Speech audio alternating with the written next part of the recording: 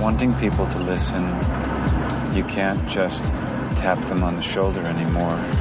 You have to hit them with a sledgehammer. And then you'll notice you've got their strict attention. So your murderers come with smiles. They come as your friends, the people who have cared for you all of your life, and they always seem to come at a time when you're at your weakest and most in need of their help. But here's my advice to the rest of you. Take dead aim on the rich ones. Get them in the crosshairs and take them down. I'm ready. Let's do it right now, right here. Come on. All right. I love you. I love you, honey bunny. Everybody be cool, it's the robbery! Any of you pricks move! And I'll execute every last one of you! I generally come in at least 15 minutes late. After that, I just sort of space out for about an hour. I just stare at my desk. But it looks like I'm working. I do that for probably another hour after lunch, too. I'd say in a given week, I probably only do about 15 minutes of real, actual work. The whole world gone crazy! Am I the only one around here who gives a shit about the rule? Market zero! You think I'm fucking around here, market zero? Son of a bitch! Son of a bitch! You lousy son of a bitch! If there's one thing I can't stand, it's a double crosser! Playing with my money is like playing with my emotions. I want that son of a bitch dead. I want him dead. I want you to get this fuck where he breathes. I want him dead. I want his family dead. I want his house burnt to the ground. I want to go to the middle of the night. I want to piss on his ass. Kick this ass for a man, that's all. Kick my ass. Enjoy. Come on. I'm not asking, I'm telling with this. Kick my ass. Just say the first thing that pops into your mind. You sold me a crummy watch. I want my money back. You know what you can do with that watch? Stick it up your ass. Good. It's a mystery. It's a mystery wrapped in a riddle inside an enigma. Don't you get it? Fuck, man. It's still real to me, damn it.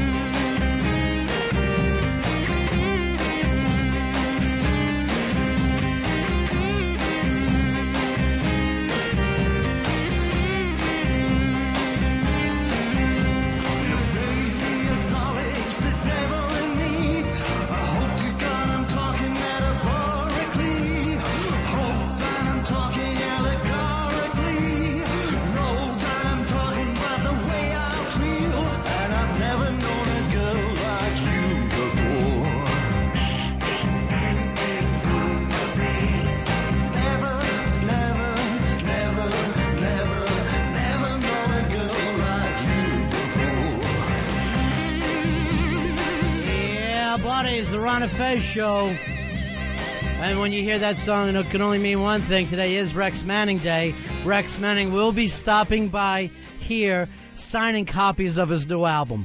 It's the Ron and Fez show. I'm Ron, there's Fez. Hiya, buddies. And I get to get Rex's lunch. I don't want to get into that whole thing. Just so everyone knows, I'm getting Rex's lunch. I know that apparently Eastside Dave has a crush on him. You're trying to be mean to I have to get Rex's lunch! All right. Okay, you can do it. Don't shave your head and make us have a mock funeral.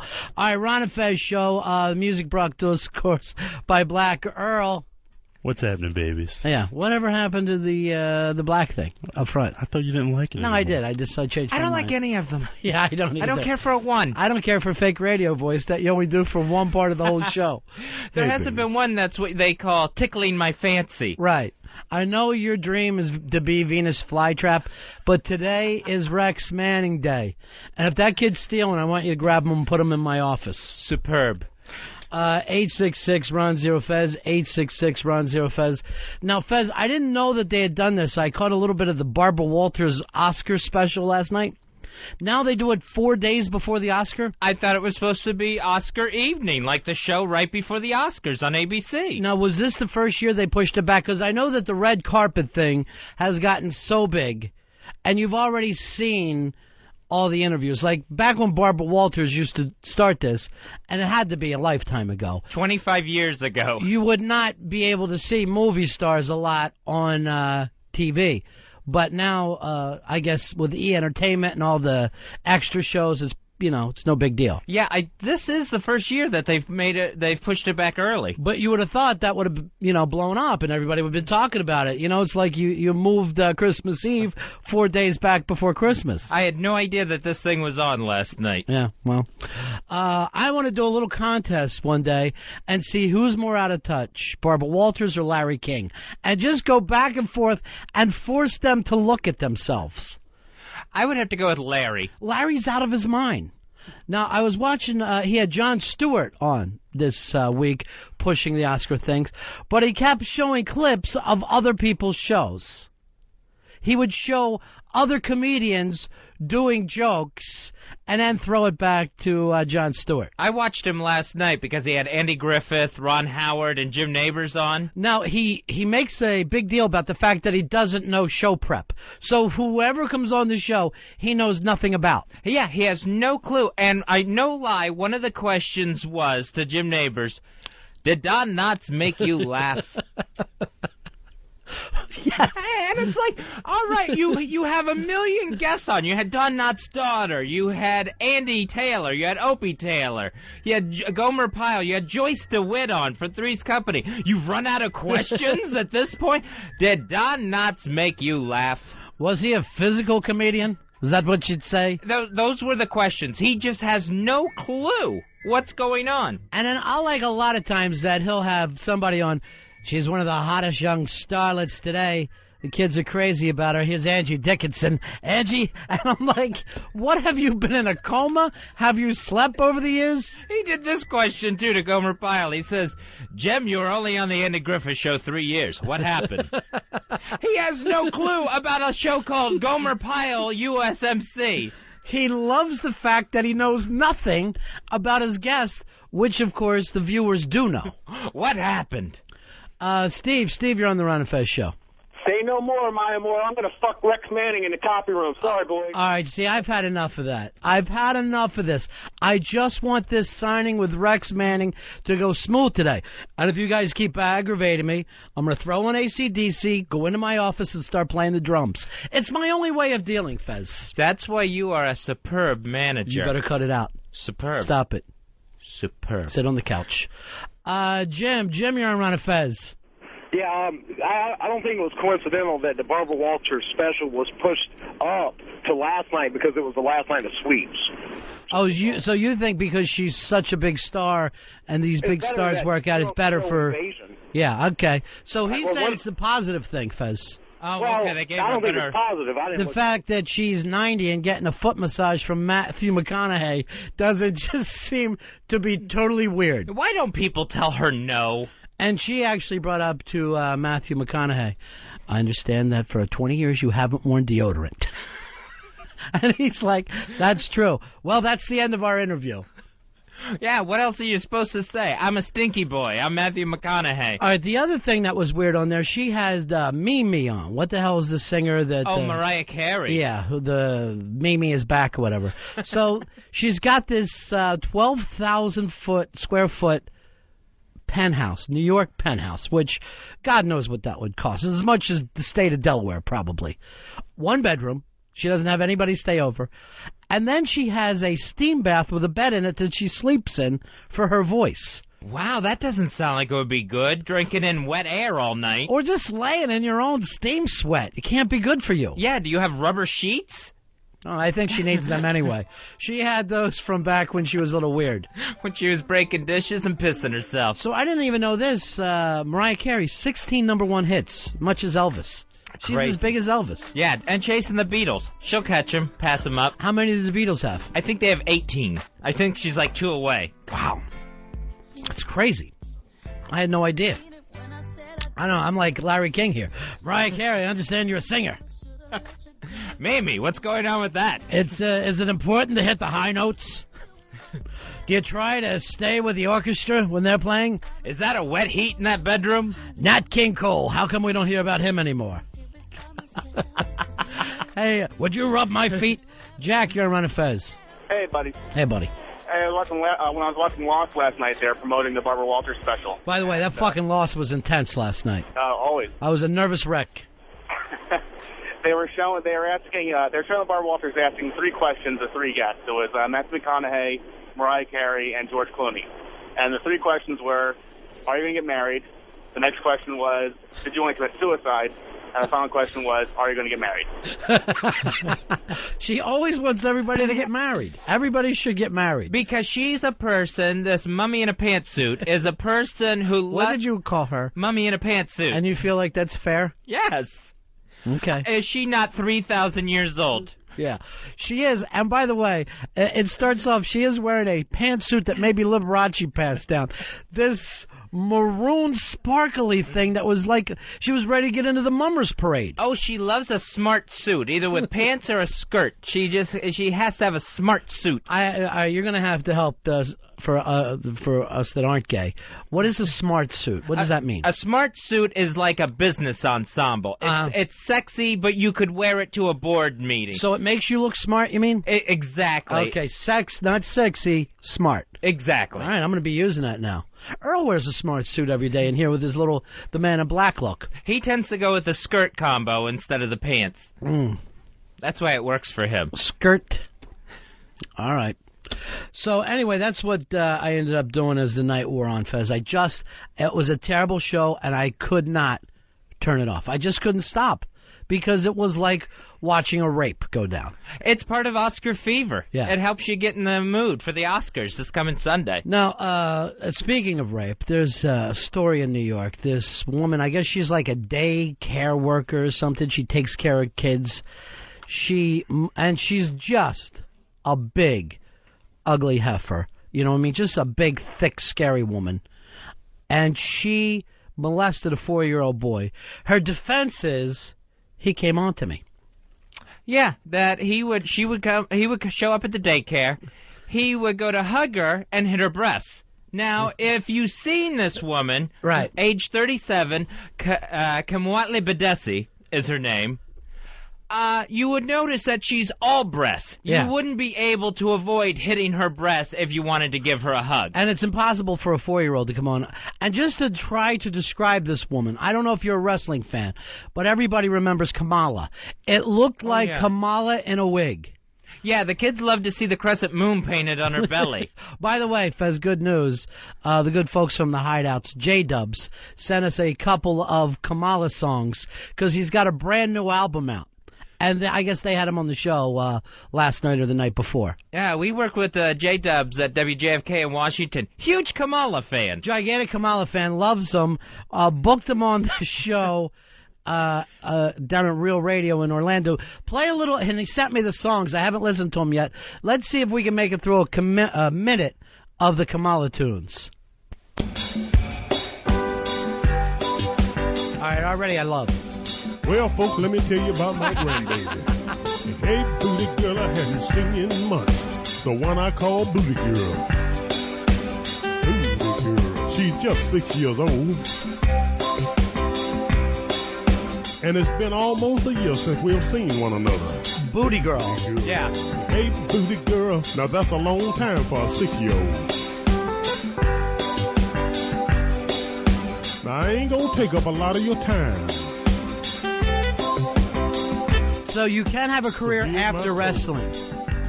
Even if you didn't talk. We should put out an Uncomfortable Wrestling album once with just the Macho Man stuff, the Hulk stuff, and now Kamala doing Stroking by Clarence Clemens, it sounds like. Now, I would have thought he had to sing through his handler, Friday. Yeah, I don't know if Friday's still with him. I think, much like Mimi left Tommy Mottola, it looks like Kamala needed to get away from Friday. Who wore a mask and a pith helmet. And yeah, it looked like a beekeeper that was worried about hitting his head. And he always had to put Kamala off of his opponents. Hey, Dave, you're on Ron and Fez. This Kamala guy is a little bit too much like Brother Joe in a girl song. Well, it does sound a little bit like there, and again, that's because he was doing Clarence. I said, that's okay, grandbaby, I understand. I'm understand. Just whenever you get a chance. And I didn't even I thought he didn't speak English back then. He didn't even talk. He had to act out that he was scared to get thrown in the Undertaker's coffin. Hey, booty girl. So she laid there in my lap, stroking me up and down my arms. I hadn't seen you in months. Who's this lucky girl that hooked up with Kamala? She's 6 years old with a fantastic ass. She's booty girl. Oh, I hadn't seen you in months. The drums you hear is him hitting his belly. Jay, you're on Ron and Fez. What's up, buddy? Hey, buddy. That Kamala sounds just like Earl if he were to sing. Earl, you know what? For you, whenever we talk to you, I want you to start playing the Kamala music. By the way, Earl's eating like a maniac over there during the show. What are you enjoying, Earl? I had half a bagel. Why now? You have 23 hours a day that you don't need to be eating bagel. I feel weird. I feel a little lightheaded. A little sugar problems? You need a sugar high? Because today is Rex Manning Day. He's coming in, and he's doing signings. Maybe I can get you set when I go to get Rex Manning's lunch. Nobody's getting his lunch. Don't even worry about it. I have to get Rex's lunch! All right, Fez is getting his lunch. That's the only one that gets to do it. That's all right there. Howie, you're on Ron and Fez. Big ass code 12415. Oh, way to go old school for us, buddy. I got to beg to differ. Kim Chi was Kamala's handler. Yeah, same guy, two different names. And was it Robinson Crusoe had Friday? Now, Fez is saying that Kim Chi was also called Friday. Yeah. How late in the career was that? Friday was usually with him like when he was in the NWA. Kim Chi they went with in the WWF when Kamala first went there, and then later in the WWE during like some gimmick things. It was Friday again. All right, let's hear the other Kamala song. This sent to us by our buddies at the Hideout, who I think had an exclusive radio interview with Kamala. They got him first and I believe last.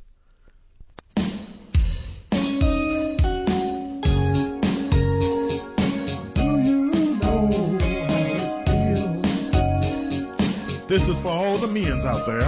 Men's. The one you love. I have a question for all of you. Have you ever been in love? And have your woman ever told you how much she loves you?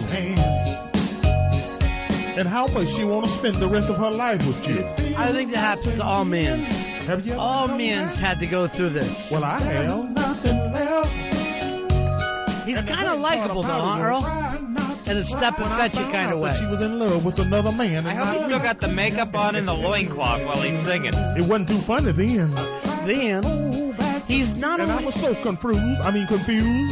He's like he's from 1938. But anyway, I want to know, do you know how it feels? By the way, J-Dubs was just the tears were running down his eyes when he was listening to this. J-Dubs likes to pretend Kamala's singing right to him. Right. A little embarrassed. Sometimes J-Dubs sits up late at night just smoking cigarettes in the dark and drinking wine and listening to this album. And we ain't going to dwell on that.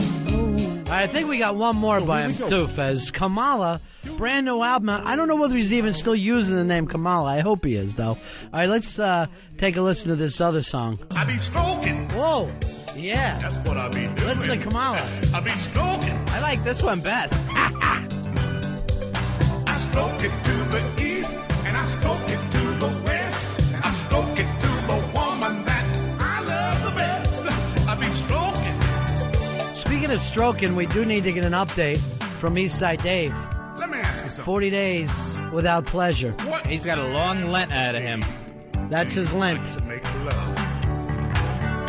He is completely abstaining. Have you ever made love just before breakfast? Yeah. Yeah, Kamala. Have you ever made love while you watch the Late Late Show? Kimchi on drums. Well, let me ask you this. Have you ever made love on a couch? Have you ever made love with a fabulous moolah? Well, let me ask you this. Let me ask you Have this. you ever made love on the back seat of a car? I remember one time I made love on the back seat of a car. Kamala's great. And the police came and shined his light on me. Fucking act. I'm stroking. I once made love in a cage match. What I'm doing, I be stroking. I stroke it to the east, and I stroke it to the west. All right, Eastside Dave made a promise for Len. He told the Lord he would not touch his freckled penis for 40 days. How he holding up, Eastside? Good, but it was extremely difficult last night. Tough to get to sleep? Oh, my God. Yeah, I slept about 3 hours in total. This is really going to wear me down. Can't sleep on your belly. Yeah, that's true. No release for 40 days, just like Jesus. I tell you what, I really can identify with the modern American woman and her anger at commercials, because I'm trying to watch American Idol and sports just to get my mind off of spanking it. You know, it was the males up last night, and every single commercial was just chick in a thong, chick in a bra. I couldn't take it anymore. Can we have some commercials that just about football and beer? So just like Fox News is too difficult for you now. Everything. I tried. Now, what would you have done any other time? Just hop up and run one out? Absolutely. I have no self-control. So if I see a hot commercial, but what I would do is then put porn in, and that would tantalize me to put the pornography in and to start spanking. The only American woman you could identify with is Kathy Griffith, you redheaded freak. Well, today is Rex Manning Day, so start and set up everything so he can do a signing, all right? Okay. I want this to go well. All right. I don't think it's going to draw.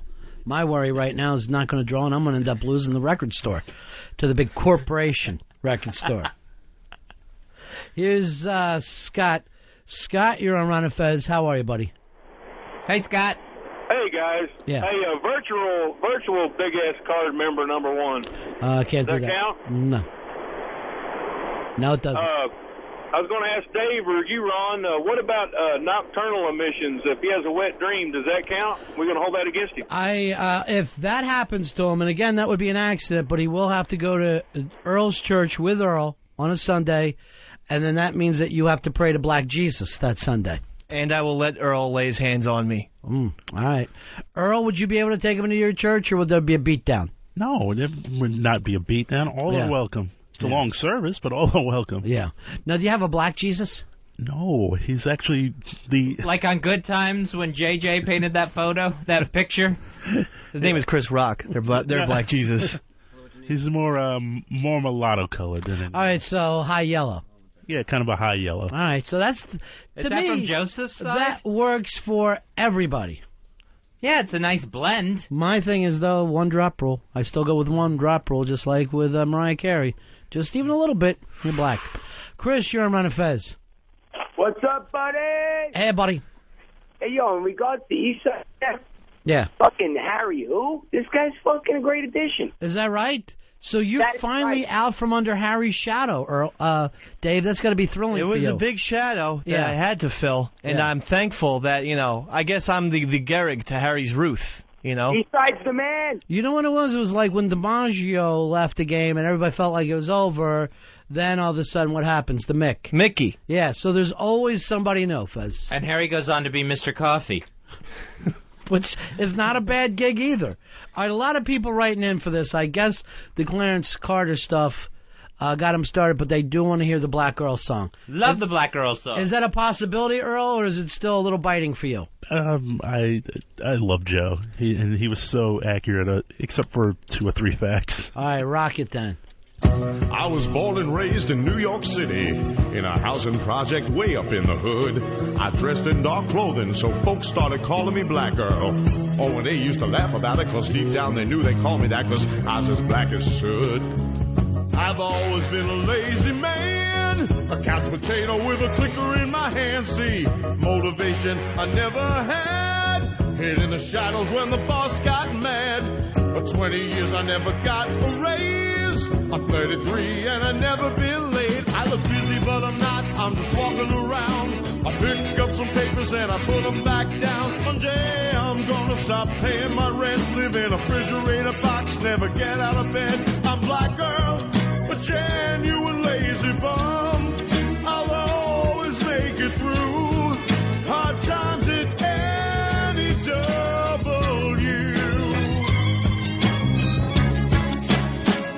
Then one day some lame brains came and took O&A away. And at the age of 33, I felt like I was carrying the weight of the whole station on my shoulders. And Ron and Fez knew what I was going through. Every morning I'd unlock the door, lay down and I'd sleep a little more. Then I put away the bathroom key. Everybody was depending on me. I eat a chicken wing with lemonade. Lord, give me strength to make another day. The times I felt I couldn't go on. Push a button, throw a switch, answer the phone. Got lost in the van, I did my PSAs. 10 minutes work, gonna take me all day. I'm Black Girl, a genuine lazy bum. I'll always make it through hard times at any W. I could hear Scotzo say, Black Girl, you're a genuine lazy bum. You'll always make it through hard times at any W. Ken and Jeremy say, Black Girl, you're a genuine lazy bum. You'll always make it through. There it is, the Black Girl song. We're loving it. Hey, John, you're on Ron and Fez. How are you? Hey, John. John, you're on the radio. Once, twice. Missed you, buddy. Here is Adam. Adam, you're on the Ron and Fez show. How you doing, pal? Hey, buddy. Hey, buddy. Hey, Fezzy, I was wondering, do you know where Kamala came from? The Ugandan giant. Yeah, he started out on Mid-South Wrestling in the Southeast, and the story is they found him in a catfish processing plant down in the Delta in Mississippi. Yeah, Uganda, Mississippi. Is that it? Yeah, his hometown. I had no idea. Yeah. Love the Black Girl song, by the way. Yeah. That's Brother Joe. That's all Brother Joe. The soundtrack of Earl's life. Yeah, it is. All of our lives, really, when you think about it. In 2.5 minutes, it's all wrapped up right there. Everything, our entire career, is right there in that song. Like they always say, if you really want to do a novel, it's a major event told by a minor player. That's the way to go with it, Fez. So the backdrop of everything is happening behind fucking Garp. Garp is right there. Forrest Gump. He's making things happy, and in the background you can see like the real story. Yeah, it's the crisis as seen through the guy who hung up the pictures. Yeah. Here's Infection, and I don't know what it is because the fucking guys are writing crazy today. Hi, you're on Ron and Fez. Buddy. Hey, buddy. So is the hot bald chick going to be at the signing today? She's supposed to, but someone told me that she scraped her wrist last night, so I don't know what's going on. Son of a bitch. Yeah. It's like, I got so many problems with these kids. And I try to make it a cool place to work, Fez. But I don't know. I might be done with the whole thing. Well, eventually we got to have a concert up on the roof. Yeah, well, we'll raise money that way. Maybe get a little sugar high. And, then finally, sugar high comes down. Just a big plastic bucket of money. Yeah. That's enough to save your record store. I'll let Eastside Dave sing after what happened with Rex Manning. I'll let him get up there and do it. Hey, Nick, you're on the Ron and Fez show. How's it going? Hey, buddy, what can we do for you? Hey, I'm from Wyoming. And, oh, nice. Well, I got my own radio show, so. Awesome. Hey, I'm getting tired of everybody talking about Brokeback Mountain. What's your problem with it? Well, I went and watched it, and it wasn't that it was that awful of a show. It's just not something I want to watch as entertainment, and I'm getting tired of being told that I'm either homophobic or closed-minded just because I don't want to watch it. For being from Wyoming, you should be happy that anybody thinks about your state at all. This should be a thrill for you. You should try to set up the Brokeback Mountain store out there. That's got to happen during, budget meetings in Congress and stuff. They're handing out all the highway money, and they think their work's all done. They're going home for the day, and someone goes, Oh, we forgot Wyoming. Well, the only two things that Wyoming's ever been known for is Brokeback Mountain and, like, the death of that Matthew Shepard kid, that other gay guy that got Yes, now you're seeing how it all ties together, huh, Nick? I think so. I think that's what it is. All right, brother. Take All right. care of yourself. Thanks for the exciting call from Wyoming. Missing Link, you're on Ron and Fez. Lanny Poffo, my friend, used to duel with Iron Mike Sharp and battle to a draw. No, Lanny Poffo got some wins for himself. They would have like the first match pretty often on big cards, and then you would a couple draws. I recall the Lanny Poffo a little bit better than Iron Mike Sharp, but still a job. I will tell you this: Lanny Poffo trained Fez in the squared circle.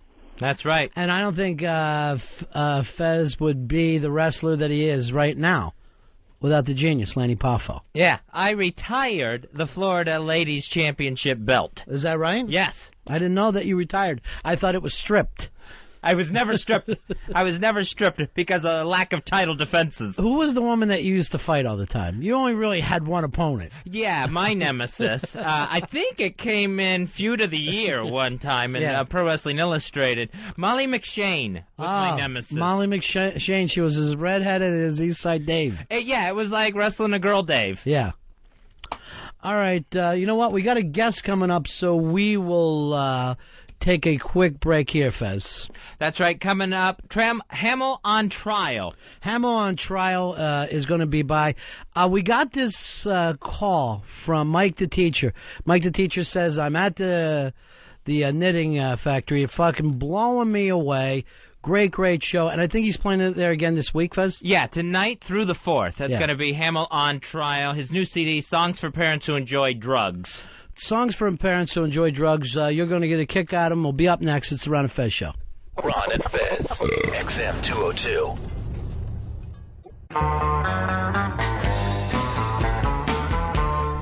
Yeah, it's the Ron and Fez Show. In studio with us, Hamill on Trial, his new CD, Songs for Parents Who Enjoy Drugs, and Hamill's going to be appearing at the Knitting Factory tonight through the 4th. And we're already talking about a sold-out show, right? It's great. You're already at that position. Now, I'm at that position. Yeah. A friend of ours last week, Mike the Teacher, checked you out, said you fucking tore the roof off the place. Then he sends me your website. And you know how many times like people are saying to you, oh, listen to these songs, they're great, listen to these songs, they're great, and you just give it the, yeah, thanks for sending it. Your shit blew us away. We all had a really great time cool. with it. Thank you. So you're heading out on tour after this? Are you always just performing by yourself, or you with the band? I'm always solo, yeah. What's the reason behind that? Why no band? We all show up on time. We all agree on the material. We're all sober, so it's a whole new concept for me. So some of the stuff is considered punk into folk, or you're not worried about what it's... word? I'm not. I consider it a rock. I mean, my definition of rock and roll is provocative, you know? Right. You want to stir a few things up, you know? Challenge a few people. That's what I think of as rock and roll. And you don't see that as much, oddly enough, anymore. Everybody's playing by the rules. So I throw a lot of humor in there. Right. There's a lot of levity. We're living in times that probably need levity. You would think. These are crazy times, of course. They are, aren't they? Yeah. And it's snowing out to boot, you know? Right. So it's nuts. So you think by going out doing this by yourself, you don't have to get involved in the corporate thing? You can do the songs you wanted to do? Yeah, I mean, to some extent, despite the fact that it's very high energy, it's kind of a loud rockin' show. Right. I do a lot of stopping, I do a lot of starting. I'm riffing on stage. It's I'm as equally as inspired by a Bill Hicks or a Lenny Bruce or a Richard Pryor as I am by a Lou Reed or a John Lennon or those kind of guys, you know? So consequently, you know, the bass player and the drummer, when I used to stop and start, they'd be looking at me like, when's this asshole going to shut up, you know? Right. So now you don't have to worry about accommodating them, you know, and you make a little bit more money, quite frankly. But it's nice to be able to come up with the conception of a song in the morning, right, and realize that conception in a live performance in the evening. You know? So you're going out on tour after this with G-Love Special Sauce. Now, what is that like for you? Because people show up to see them. You come walking out. He's it's funny because I've opened up a lot of people, Ani DeFranco, the Pogues, the Clash. I even opened up at one time. Right. G-Love is a little more of a conservative frat boy audience. Right. I haven't toured with him in about 5 years, so I am curious. But I push it, In the words of Bill Hicks, I mean, he used to have a little shtick about the Christian meets him after the show and said, "Hey, buddy, we don't like what you said," and to which he responds, "Forgive me." I worked with Hicks before years ago, and we were doing a tour of the South. One night it would be like kill. The next night people would just hate him, stare at him, right. And he was ballsy as hell, though, wasn't he? Yeah, he was. And I had opened for him, and it was kind of like my first time out, and I had all my little fucking shit down. I was really tight with it. So you did stand up for years prior to... Yep. Right. Then I had met him before, did these shows with him. Sweetheart? Yeah, great guy. Yeah. And he was still kind of drinking then, so yeah. he hadn't made the full turn, but he was a fucking wild man, but really smart, really great to hang out with. But I would see the audience, like Lou's, on the nights that they didn't get him at all. Yeah. And then they would come up to me after, and they were like, "You're better. You should have been headlining the show." And I'm like, "Bro, I'm going to go home and rewrite my whole fucking act. Yeah. You have no idea what you've missed by not paying attention because you saw it, man. I mean, it was really cool." And I have video. I have hours and hours of video, but I have some, particularly the first Gulf War, where he's right in their face. Yeah. And I just, regardless of your political stance, you have to admire. Right. He has huge balls. Balls of steel. Yeah, he did. And he would be smart about it, too, which was a lot of fun. Now, speaking politically, new stuff right now out from Stars and Stripes. Is it like 74% of the troops? Yeah, 74% of the troops want to be home from Iraq within a year. Yeah, so they say come on home. So when you see those like little yellow ribbons now, support the troops, that means bring them home, is what the people who are supporting the troops are trying to say. Cool. We've changed our mind. Good. We say support the troops. Fuck it. Let's come on home now. Now, the State of the Union, we heard I'm sorry. That's, enabling the enemy there, giving them comfort. No, we're supporting the troops no matter what they want. This time they want to come home. It's so confusing. Yeah. All right, why don't you do, you want to do one of the songs off the new album? Sure, why not? We're here. So this is, a lot of this record is inspired by my son, my 4-year-old son, whose name is Detroit. And he's asked a lot of questions. This is the opening track from the record, entitled Inquiring Minds. You got a kid? I got a kid. Are you gonna tell him the things you did? Tell him the truth about your sordid youth. If he wants to know, did you do blow? Did you get high and listen to the stereo? Now, Pops, when's the first time you did a drug crime? I smoked my first J on my 11th birthday. And high school exams, how'd you stay up to read? Well, the kid across the street dealt an excellent speed. And what classes is boring is mine on today. Hey, most of the time I was tripping, so I really can't say. And Dad, let's see how truthful you are. Were you ever high behind the wheel of a car? Man, I thought I was flying a 747 when I sold that car. I think they scraped it for resin. And Dad, you courted Mom. How'd you make her your own? Well, we drink a lot of vodka. We do methadone. So when he asked me about my past and did I get high, I've been seriously thinking about my reply. I'm gonna lie, I'm gonna lie, I'm gonna lie, I'm gonna lie, I'm gonna lie. Dad, did you ever do drugs? No way. Dad, did you ever do it with any woman besides Mom? Did you ever see that Fellini movie, Satyricon? I was 13 the first time, so good I couldn't speak. They should have wrapped me in a hefty bag and drained me once a week. And Dad, what's the kinkiest that you ever got? Well, there was a mother and daughter upstate that were crazy, stupid, hot. There was this girl and her dog, but we won't get into that. There was these 3 dominatrixes in a one-room flat. Couple times in a church pew was a heavenly thing, and there was a girl named Ruth in the booth of the Burger King. Hey, my wife's eating a hole through me with her evil eye. My kids got inquiries. They want an honest reply. I'm gonna lie, I'm gonna lie, I'm gonna lie, I'm gonna lie, I'm gonna lie. Dad, did you have premarital sex? Absolutely not. Now come the tough questions Daddy's gonna ask, cause all prosecutors say the hard stuff for last. Dad, did you ever steal from the store when you didn't have the bucks? Hey, from what I remember, most of the stuff just fell off of trucks. And Dad, did you ever own a gun? Well, it wasn't like I had a license for one. And Dad, did you ever steal an automobile for fun? Well, the owners wouldn't have wanted it when we got done. And Dad, I heard you bartended in a place that dealt crack. Hey, we were just making sure our clientele would come back. Well, he wants what's the truth? I look 'em in the eye. I set a good example. I'm that kind of guy. I'm gonna lie, I'm gonna lie, I'm gonna lie, I'm gonna lie, I'm gonna lie. Dad, did you ever do anything bad? Fuck no. Yeah. Thank you. Hamill on trial tonight through Saturday at the Knitting Factory in New York City on Leonard Street. And the album's out there. How do people pick it up now? Geez, they could go to my website, www.hamillontrial.com. They can go to Righteous Babe. They can go to Amazon. I think it's in FYE, those kind of places. Right. So before you got to this point doing stuff on your own, were you in a lot of bands? Or? I've been doing this for about 10 years. Yeah. But yes, I was in a lot of bands, but to a large extent, I think the energy got sort of unfocused, dissipated. Right. It's easier for me to do it by myself on stage, you know. The righteous anger shines through. Well, great tune, man. And again, if you have kids, what the fuck else are you going to do? You got to lie to them. Yeah, You can't tell the truth. Well, my wife maintains it. It was just actually inspired by a conversation. My wife maintained she was going to tell the truth. Yeah. I said, you got to be crazy. Yeah. And I'm sure our parents lied to us. Do you have kids? Yeah. Yeah. How many?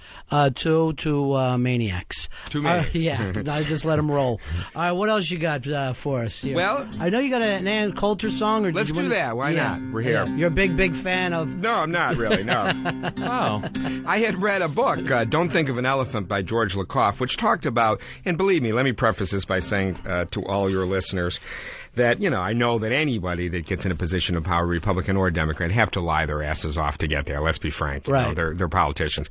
But this book happened to deal with the Republican Party in ways that they would take negative issues and spin them to their positive advantage, and the media techniques that they would use. And I thought, well, heck, I could do this. You know, I'm infinitely under the radar. I'm not a Dixie Chicks. This ain't going to be in the cover of the Post tomorrow. Hamill disses Ann Coulter. But I thought maybe I could plant a seed in the listenership here that every time they saw Ann, they might think of this. Okay. And it could be my radio hit, you know.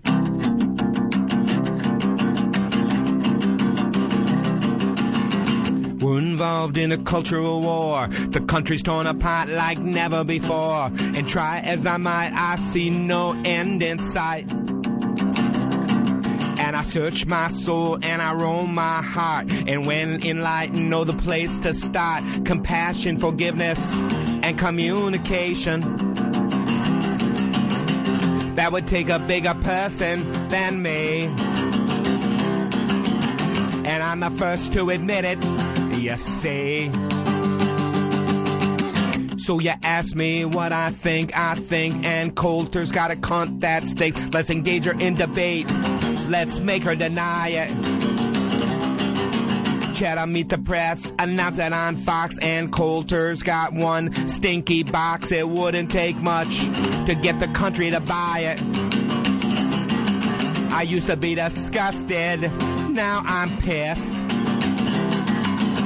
And I'm ashamed that it's come to this.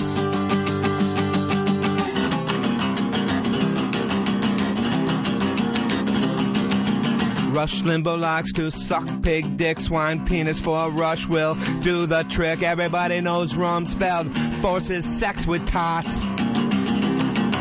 God bless the First Amendment, I'd be sued for libel. George W. Bush masturbates to the Bible, and Condoleezza likes eating pussy a lot, which is alright, there's nothing wrong with that. There are some douches that'll never fail ya, lest they come up against Ann's genitalia. I'm really, really proud of that line. You take the low road, I'll take the lower road. You met your match. And I admit I get a kick out of talking about Coulter's Snatch. It's like a Sam Peckinpah movie. Y'all going to Coulter's Snatch? You take the low road, I'll take the lower road. I'll end the fight. Every time you be looking at it and you're thinking something don't smell right. Right. Right, right, right, right, right, right, right, right.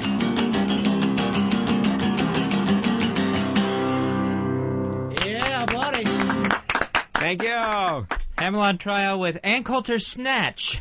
Now, have you heard from any of the lefties are like, hey, we don't need to be doing that kind of thing, or is everybody pretty cool? Yeah, no, you're right. A lot of the lefties get real pussy about that kind of stuff. You're right.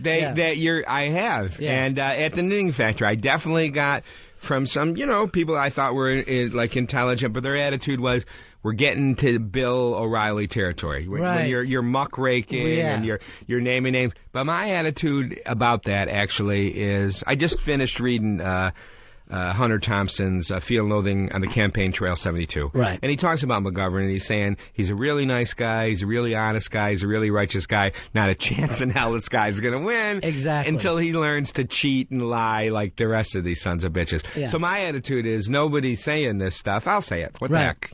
I'm tired of the facts and all. My gut level feeling is I don't like these people. You do have to respect the right for their big balls. Just the whole fact of fucking throwing it back. Yeah. Absolutely. I watched the campaigning, and Bush came on stage like it was the Stones or something. Right. There was lights, and then they'd go over to Kerry. He'd be like in a church basement with folding chairs. You know? It's like, guys, get some, show Janet Jackson tits or something. You know. When you watch the Republican National Convention, which they did in the fucking next to the whole of 9/11, and all these people from red states acting like they're crying when they don't give a shit about New York City. Onions, all onions.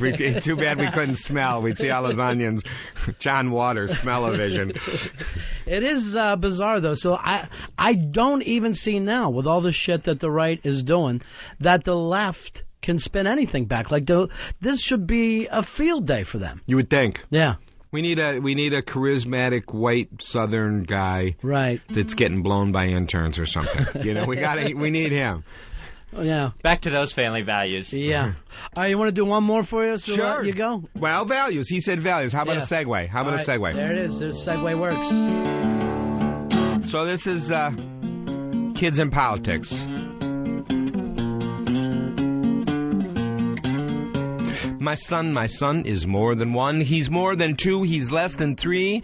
He tries to talk to me about this, about that, about his coat, about his hat, about birds, about the weather. And he's putting words together, and he's forming little phrases. He's got little verbal phases, and he's challenging me. He's got his own personality. When I tell him, little boys got to pick up their toys, well, what he then said exploded my head. He said, Dad, let me get this straight. The President of the United States, from everything I heard, is arguably the most powerful position in the world. You could have knocked me over with a feather. Listen to him putting those words together. That's pretty advanced noise. All I want him to do is pick up his toys. He said, we're over in Iraq, and there's no sign of turning back. Now, aren't these people dying on both sides, pain and crying? Woo, well, that's a lot for a child of 3. But I answer him, yes, honestly. And he said, Dad, am I out of my mind? But the weapons of mass destruction they did not find? I said, no, son, no. WMD was a no-show. And he said, Dad, they proved that Iraq had nothing to do with the 9/11 attack. I said,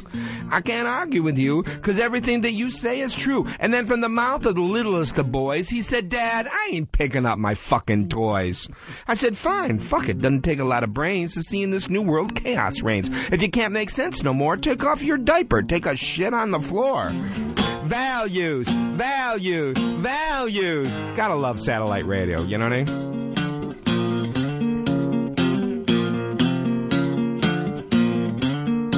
I said, we're getting in a sweat. What do you say we study the alphabet? He said, Dad, we've been over this before. But what do you say we go over it one time more? He said, Dad, you ain't no fool. Is there some kind of presidential school, some kind of test or exam to show that you're the qualified man? I mean, from everything I hear, let me see if I'm clear. People are voting him in because they want to socialize with him and a beer. Well, that's no qualification for a man to be leading the nation. What if you saw a guy from the bar emerging? Would you say, he'd make a fuck of a surgeon? He's a nice guy, although no education. I'm gonna let him do my wife's brain operation. Dad, I'm gonna hold off on class. You can stick the alphabet up your ass. Values, values, values.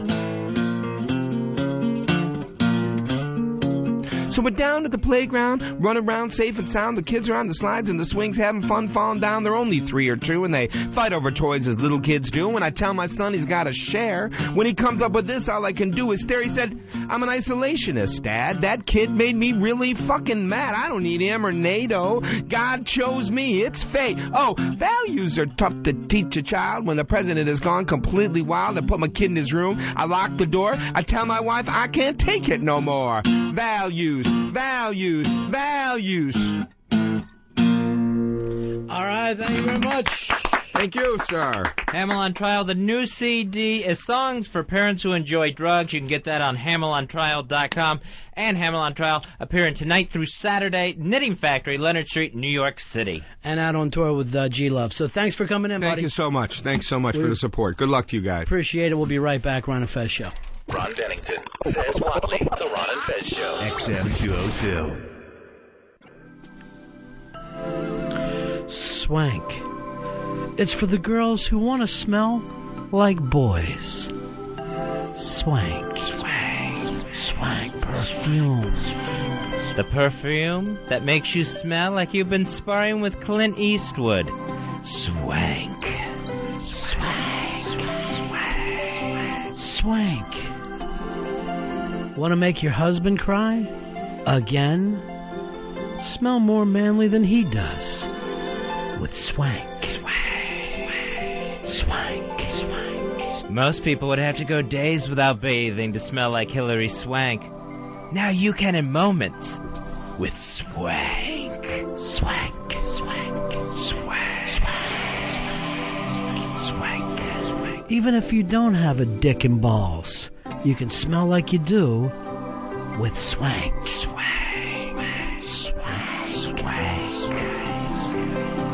From the next Karate Kid to Boys Don't Cry to $1 Million Baby, Hillary Swank has been sweating up the movies for years. Swank, swank, swank, swank, swank, swank. It's swank, swank. You can smell like America's leading she-male with Hillary Swank's new perfume, Swank.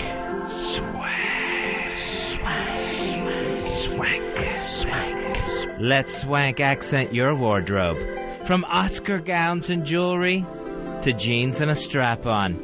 Swank is the perfect scent. Swank, swank, swank, swank, swank. Chad Lowe said it hurt his pussy. It's Swank. Ah, Swank. Swank. Morgan Freeman says, that swank is some stank. Swank. Swank. Swank. Skank tank. Swank. Swank. Smell like you've been pissing standing up. Swank.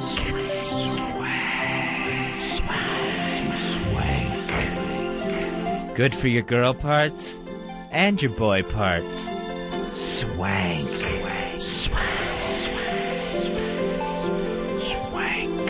It's the fragrance that smells just like Hillary Swank's large balls.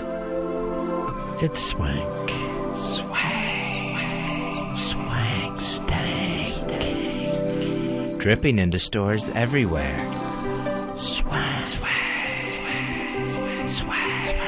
Swank, the skank who stank. Swank. Swank. Swank. Yeah, buddies. Ron and Fez Show. Coming up doing a party for April Fool's Day. April 1. Is it all locked in, Earl? It is locked in. All right, bro.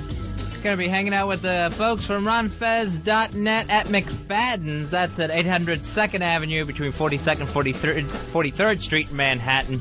You get a wristband there for $25. That entitles you to an open bar from 9 to 12. Everybody's invited April 1st in New York. The Ron and Fez Show hanging out for April Fool's Day. Nick Lachey, he's obviously moving on after splitting up from Jessica Simpson. It's definitely done. There's no talking about getting back together. It's all over. I don't think there's any turning back, Ronnie. Yeah. I think they both moved on in separate directions. Nick Lachey has a big interview coming out in Teen People. His first interview, somehow Teen People was the first to capture Nick Lachey. He should say this, I'm really a lot older than you kids. And now he's just signed to do a fitness infomercial. All right, so he's landing on his feet. So who needs Jessica Simpson when you got that infomercial money coming in? Yeah. The infomercials, I think they start even earlier now.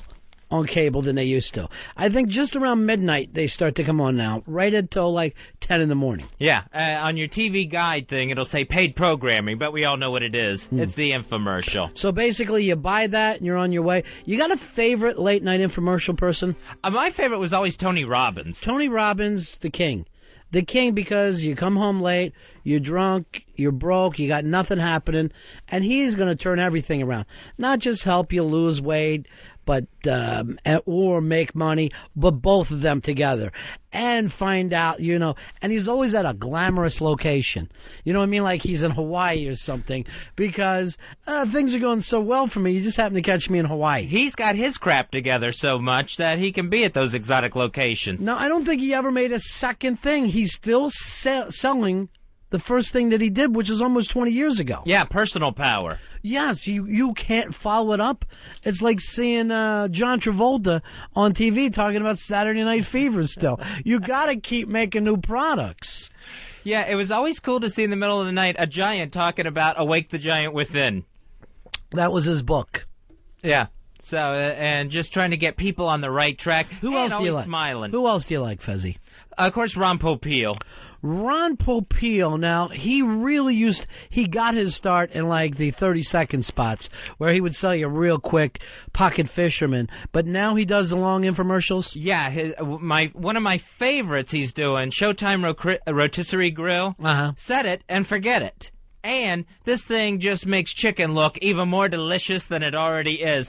I will watch that damn chicken rotisserie go round and round, that infomercial, all night long. Doug, you're on Ron and Fez. What's up, boys? Hey, buddy. Don Lepre, the tiny classified ads guy. All you need to do is take out tiny classified ads in small newspapers around the country, and he's always talking like this. And he didn't look old enough to be in any soda. He didn't look old enough to have a paper route. That's the beauty of it, Fez. Age doesn't matter. You can pick up tiny little ads in newspapers all around the country. He would also run the Hawaii gimmick, too. Yeah, he was in Hawaii. It was so exciting because he's always on the beach with like a camera guy spinning around him, and then they would show like really old fat couples that are now retired in mansions. But he's never even moved on to the internet. It's still tiny classified ads, and there's something like if you're under 30. You've never looked at a classified ad in your life. There's no reason to wait for the Sunday Shopper to come out. It's all really being done for people who haven't gotten used to the internet yet. He was in jail for like 6 years. I think he missed the internet boom. What are you going to do? Now, the deal with Tony Robbins that you brought up earlier, he used to have Fran Tarkington on with him. Oh, that's right, yeah. Fran Tarkington used to make the scene until he ran into some kind of trouble. And LeVar Burton, I would always like he would have these low-level stars that would just be loving on, and you had the feeling that there was almost a Scientology thing going down there. Yeah, personal power was changing lives. Even Fran Tarkington's. Mike, you're on Ron and Fez. Hey, Ron and Fez, how you doing? Hey, how about those little midget brothers that sold real estate? They're so tiny. They're down in Miami. I think one of them dead.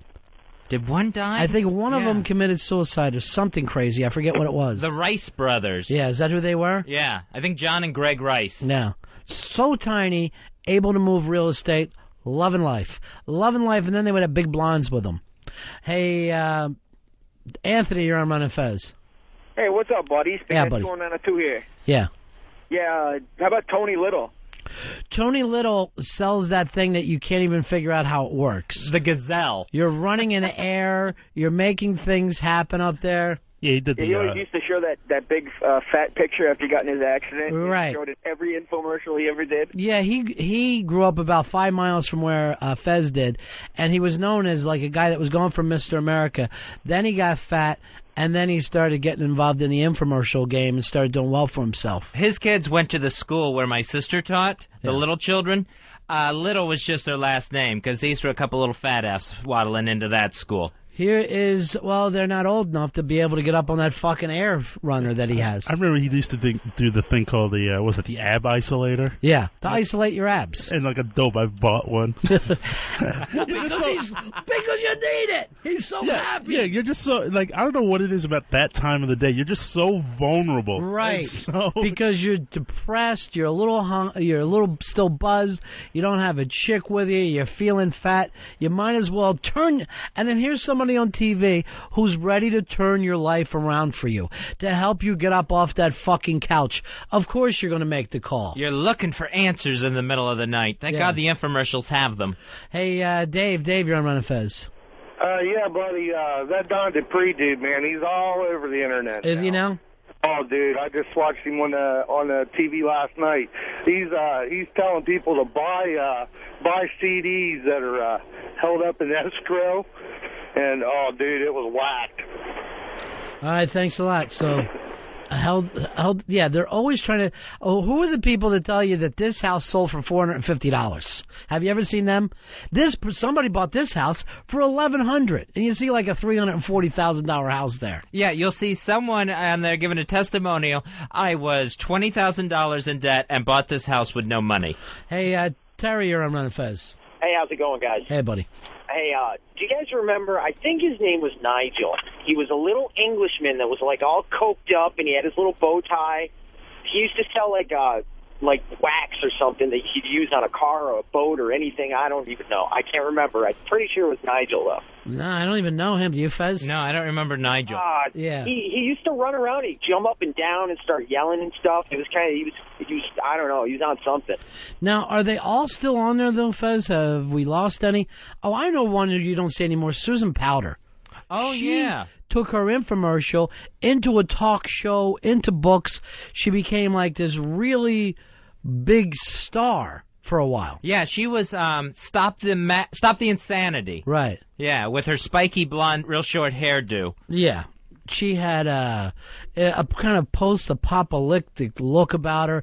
Everything, it was going to be the future. It was a very 80s look that we had for a while. The tough girl. I know one that we lost was Amazing Mike. He did Amazing Discoveries, which was some car wax, tooth whiteners, that sort of stuff. Hey, Chris, you're on Ron and Fez. Hey, Ronnie, how you doing, buddy? Yeah. Hey, man, you remember Gary Spivey with a very young and very ladylike Fez Whatley? Yeah, Fez Whatley was in an infomercial with Gary Spivey, the psychic. Did that get much of a run, Fez? Yeah, that got a real nice run. Yeah. Yeah, and it was me, Gary Spivey, and hosted by Downtown Julie Brown. Oh, yeah, that's right. Now, I remember I went over and watched you shoot some, and they wanted us to be on, and we're like, no, not going to do it. Well, it was just awful. Yeah. They wanted Ron and Ron on there, and how much did you get paid for that? I got paid $1,000, and Spivey gave me a couch, an old couch that he had, because I needed furniture at that point in my life. Well, you know, let's just hope Kathleen from the Bronx is enjoying it. Yeah, that's the same couch, Kathleen. I hope you like it. Yeah. By the way, it was hot. It was a stolen couch. So it turns out the opening shot is Spivey on stage doing one of his psychic shows at Church Street Station in Orlando, Florida. Yeah. And I'm sitting at the bar. Going crazy, right? Yeah, just going nuts for Gary Spivey. And I didn't even notice that Downtown Julie Brown was sitting right next to me. And as I'm sitting there enjoying the show, having a cocktail, Downtown Julie Brown looks at me and says, "Isn't he just amazing?" And I stop and I look and I do this big, giant, bug-eyed look and I go, "You're Downtown Julie Brown." And that's how the whole infomercial kicks off. I got to get a copy of that. So I went over to watch Fez shoot this, and then Rocky Dennison is there from that fucking, what was that movie? Mask? Rocky Dennison there. And I'm going, there's Rocky Dennison. And they go, no, that's Downtown Julie Brown. So looks a little better on TV. Yeah, because we started shooting early, and I saw her in the makeup trailer ahead of time. Yeah. Yeah, not real nice. Now, see, this is behind the scenes you're getting with infomercials. Behind the infomercial. Ivy, you're on Ron and Fez. Hey, I just wanted to tell you guys that Susan Powder got in trouble for advocating not giving your kids their shots, like when they're babies and stuff, because she said it was like bad for him and they could get autistic and all this stuff. And a bunch of parents followed her and their kids wound up getting like really bad diseases. So that's why she kind of disappeared off the radar. She actually took a powder. Yes, exactly. So what exactly happened? She was advocating not immunizing your children. And why? How could she make a buck off of that? That's probably when he jumped the shark. She's the insanity that had to be stopped. Here's John. John, you're on Ron and Fez. I think that the infomercials, they're all subliminal messages behind it, because I can't take my eyes off of that guy with the rotisserie chicken. And Me every neither. time I watch the commercial, I get a hard-on. I feel like humping my dog. Well, go ahead and do it, because, first of all, it's not subliminal when the person's screaming at you that this chicken is going to turn your life around. You'll be able to deal with it. I don't even cook, and I love that commercial. Hey, Luke, you're on Ron and Fez. How you doing, bud? Hey, Ron and Fez. Yeah, buddy. Yeah, I think my favorite one's that guy that does the Miracle Blade, that fat guy with the beard. Anything that has a sharp knife, I find myself interested in. Any knife that can cut through a can or a barbell, I'm thinking I need at my house. I'm a sucker for cookware. I love watching a nonstick egg come right out of a pan. But you don't cook. But I don't cook. Yeah. But I will watch it, and I'll start to think to myself, middle of the night, if I had these pots and pans, I would start cooking. Downtown Julia Brown, what are you doing here? Learning all about psychic things. That's amazing, Gary. You've done it again. Great job, Gare. John Edwards, I think the psychic is coming in here soon, right, Earl? Next week. Yeah. End of next week. End of next week. Do you foresee it? I foresee him canceling. I foresee him not showing up. We'll see who's the better psychic, Ron or Earl. Here's our buddy Hagar. Hagar, how you doing, pal? Hey, buddy. Yeah, buddy. Hey, guys, I don't know the name of this weirdo, but he wears a suit that has question marks all over it. He screams at the top of his lungs, and he tells you all these different ways to back end the government and get money back. But he's just he's a wacko. He's Matthew Lesko. That's Matthew Lesko, who's been doing that gimmick for a lot of years. Now, he's always, when we were living in D.C., he's always seen around town, and he's always wearing the suit. If he goes out for lunch, he has that fucking suit on. And people come to him, and they ask for autographs. Just because he does an infomercial. Would that make you a celebrity, Fez? I don't think that makes you a celebrity. You're celebrated. Gee, I mean, if you're on a reality show, are you a celebrity? I think you're more of a celebrity on a reality show than an infomercial. But they're both fake. Yeah, but it's like, is anyone from a commercial, unless it's already an established celebrity, a celebrity? Yes. To me, it's just a commercial actor. I think you can become a commercial actor celebrity. I think it's happened before. I think you would have to say that Clara Peller, Where's the Beef, was a celebrity after that run. Let me check with Earl on this. Because let's not act like we're calling him an artist. You're just a celebrity, which just basically means people know you, want to have their picture taken with you. What do you think, Earl? Yeah, I think you're a celebrity of an odd way. Right. Tony Robbins, he's not an actor. He's not a... But people know him. Let me tell you this. If he comes to town, 2,000 people will spend $200 and even more to go see him. They spend more money to go see Tony Robbins than they will for The Who. And he runs these kind of things of, come spend a week with me for $3,000. We're all in Hawaii, and I'll get you to fucking walk across hot coals. And then he charges people $2,000-3,000. And then you're buying books and tapes on the way out. Yeah. Justin says he's got an update on Susan Powder. How you doing, Justin? Once, twice. Seems to be having trouble with that line 6 today. Elmer, you're on Ron and Fez. Hey, buddy. What's going on? One of my really good friends actually works for Home Shopping Network, and he actually deals with a lot of these people on a very regular basis. Some of the interesting things is, Suzanne Summers, he said that she likes to drink a little bit. Mm-hmm. He said Tony Robbins is a pretty nice guy along with Esteban, but he said one of the biggest assholes you'll ever meet is Bodies by Jake. Oh, I could see that. I could see him not being a good guy. Supposedly the world's first celebrity trainer. Well, I don't see that, Fez. What happened to the guy that used to be on years ago? that used to always pull shit from his teeth. Oh, Jack LaLanne? Jack LaLanne was around, what, fucking 40 years before Body by Jake. Home shopping seemed like they've been left in the dust now, huh? They've turned into the number 2 network. Yeah, all you hear about is QVC. QVC seems to be the big daddy. All right, see you later. Now, down in Florida, home shopping, when it started, those guys made billions off of it. We ended up working for him at one time. Bud Paxton, who now has Pax TV. He was like the number 2 man in that. He cashed out with a fucking fortune over selling that stupid shit. They used to do home shopping on radio first. That's exactly the way it started, on radio. Then they moved it over to those access channels on cable. And then they got hooked up with a satellite, and off they ran. Hey, Roy, you're on Ron and Fez. Hey, guys, great show. Yeah, it is, isn't it? Oh, wonderful. I was just telling that to Hamill on trial. Best infomercial out there right now, the Magic Bullet Blender. Any kind of blender is exciting, too, Fez. Any kind of a juicer or blender. The problem is, I had the juice, man. You end up having to fucking clean that thing. And it's really difficult. Oh, a lot of pulp getting everywhere. It's just tons. Literally a pound and a half of pulp will be in there. Now, that's something that they always advertise on these things, too. Cleanup is a snap. It's never a snap. But here's the weird thing. When you get a juice, man, for the first 2 days, you act like it's delicious. This is great juice. I can't even taste the carrot. It's fantastic. And you feel like you're turning your life around because you're drinking a fucking juice. It's so embarrassing. What do you get to do with the Magic Bullet Blender? It makes everything. The commercial's great because basically it's almost like there's a story to it. Is there like 2 couples that are sitting there? There's a couple. Apparently, these are the only adults in the world that still have sleepovers.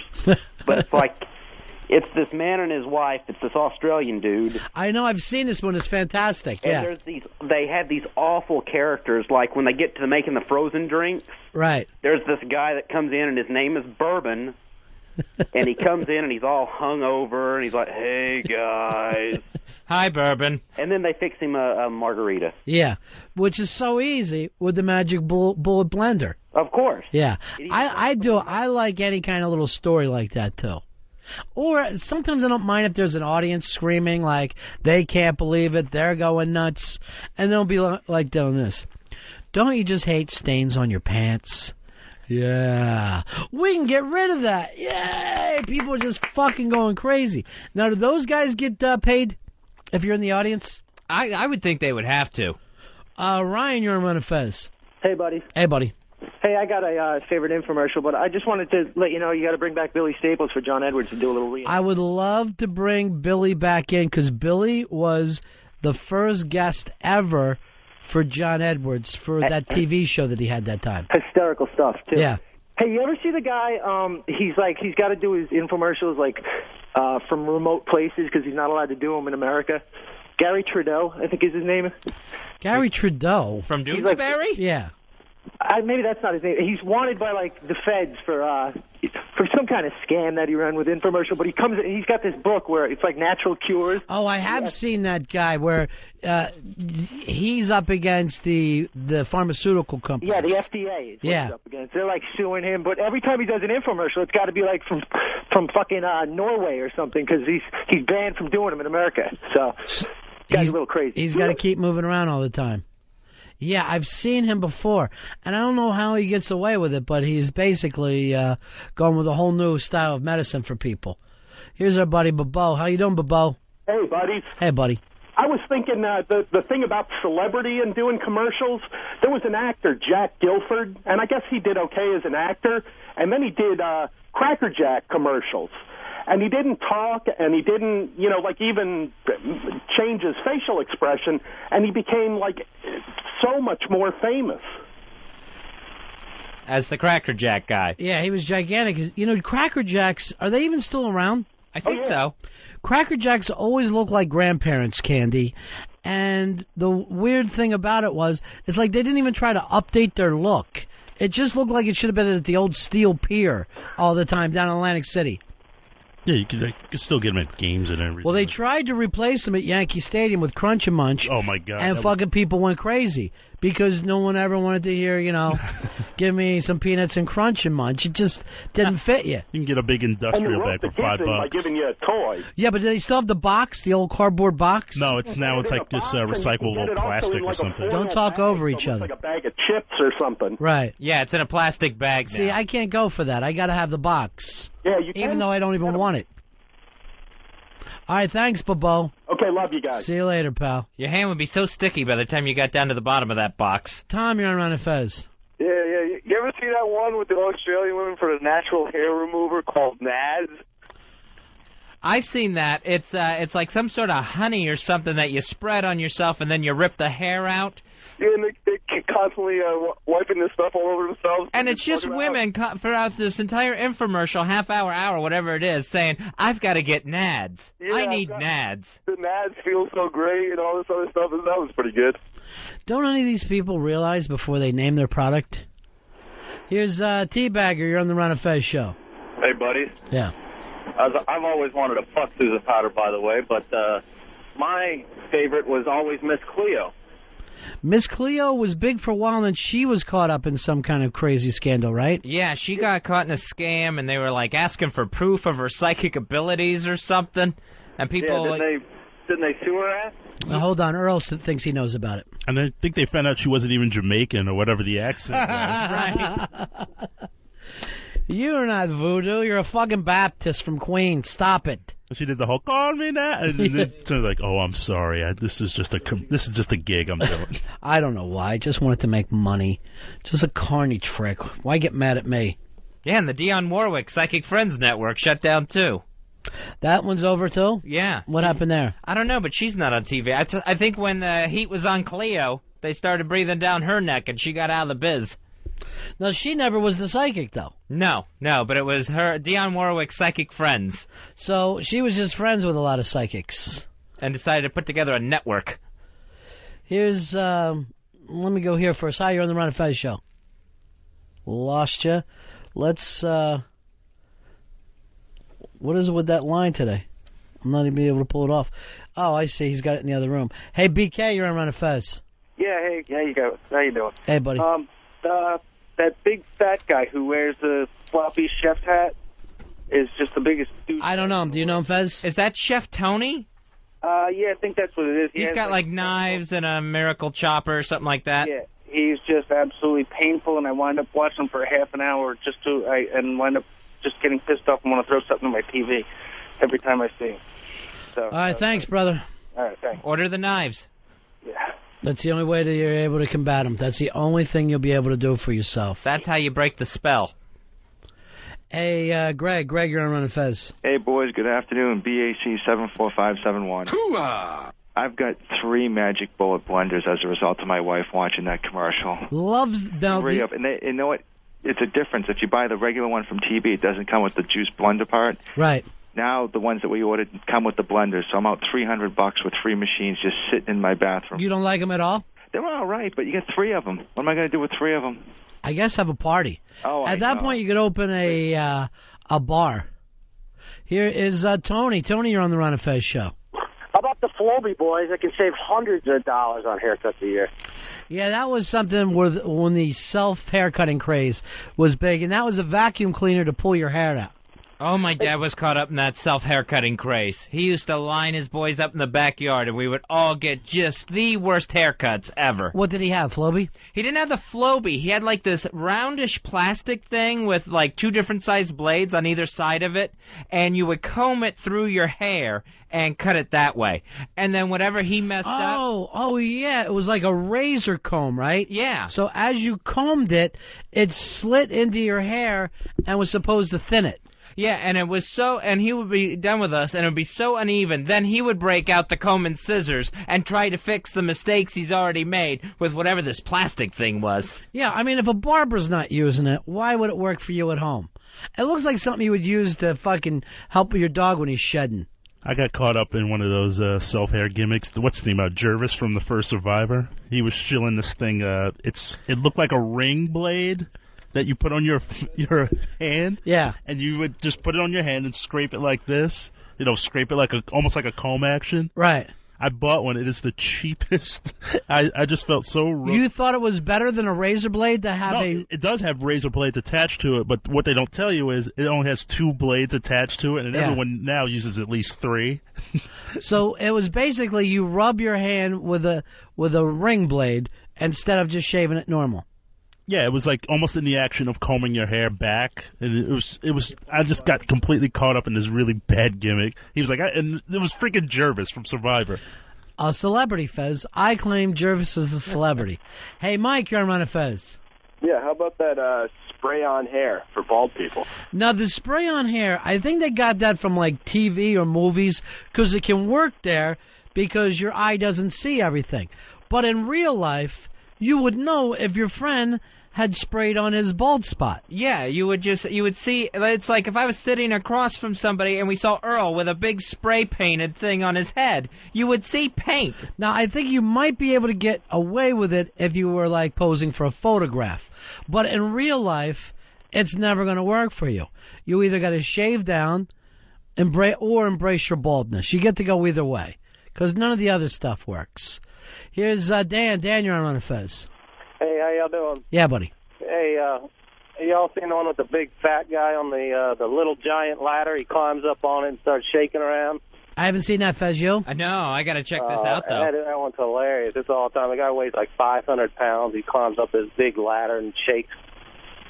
That's a bizarre one. Here is Steven. Steven, you're on Ron and Fez. Yeah, about 4 o'clock in the morning the other day, they had some herbal medicine half-hour show supposed to promote healthy bowel movements. And they talked for half an hour about giving you bigger shits to get the stuff out of your system, I guess.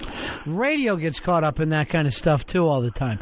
Earl, what is that they're saying John Wayne had 5 pounds of undigested meat or something in his bowels? Yeah, it was either John Wayne or Elvis. Right. They always, towards the last end of my days at NEW, I used to have to do overnight shifts. Right. And that's all that ran were infomercials. It was for, healthy bowel movements, dick creams, all that stuff. They would always run them on the weekends, too. They were constantly on the weekends. And they would fake the fact that they were a radio show, and they were taking calls. Like, with who? The best part was like, we'll be right back. Yes. Okay, we're back. It would be like 2 seconds, and they're like, okay, we're back. I mean, these things were awful. You are the commercial. Right. We'll be right back from ourselves. Greg, you're on Ron and Fez. Hey, how about some of these guys doing crossovers now for the, I think it's Geico, like Esteban and... yeah, what is the whole story with Esteban? I don't know, but he's one of those guys. You'll watch it for 45 minutes, and you want that time back. I would love to see what he does, because I saw him on the Geico. He's amazing. He reminds me of Ogre. He's got a whole Ogre thing like our buddy Ogre. He does. He sounds just like him. Tony Little does one of those Geico crossovers, too. Hey, Justin, you're on Ron and Fez. What's up, buddies? Hey, buddy. You guys remember way back in the day a stain remover called HP 9000? No, I don't remember it. They had a little British guy that looked like the scientist from The Simpsons. I got that stuff in the mail and proceeded to put an entire quart of motor oil on my mother's brand new fucking couch, and it didn't take it out. I got my ass handed to me. I bet you did. That's no kind of experiment. Hey, Pat, you're on Ron and Fez. Hi, buddies. Hey, my buddy. I miss Sissy Lala Fez. Me too. He's changed so much. You're so butch now. Hey, you remember Blue Blockers? Blue Blockers were one of the originals, and that would be like a Venice Beach thing, right? Yeah, they had that black guy that rapped, "Que pasa, amigos, senoritas, yeah. Blue Blockers, muy bonitas." And then it was something with your Blue Blockers. He had some rhyme going. And who wants blue sunglasses? It would be really embarrassing to wear around. Yeah, the elderly. Little did we know that it was the harmful blue rays of the sun that would destroy our eyes. See you later, buddies. See you later, bro. But it's a way West Coast thing, blue blockers. You never see people on the East Coast rocking blue blockers at all. So I don't know whether the sunlight's different on the West Coast from the East. Hey, Glenn, you're on Ron and Fez. Hey, buddies. Hey, buddy.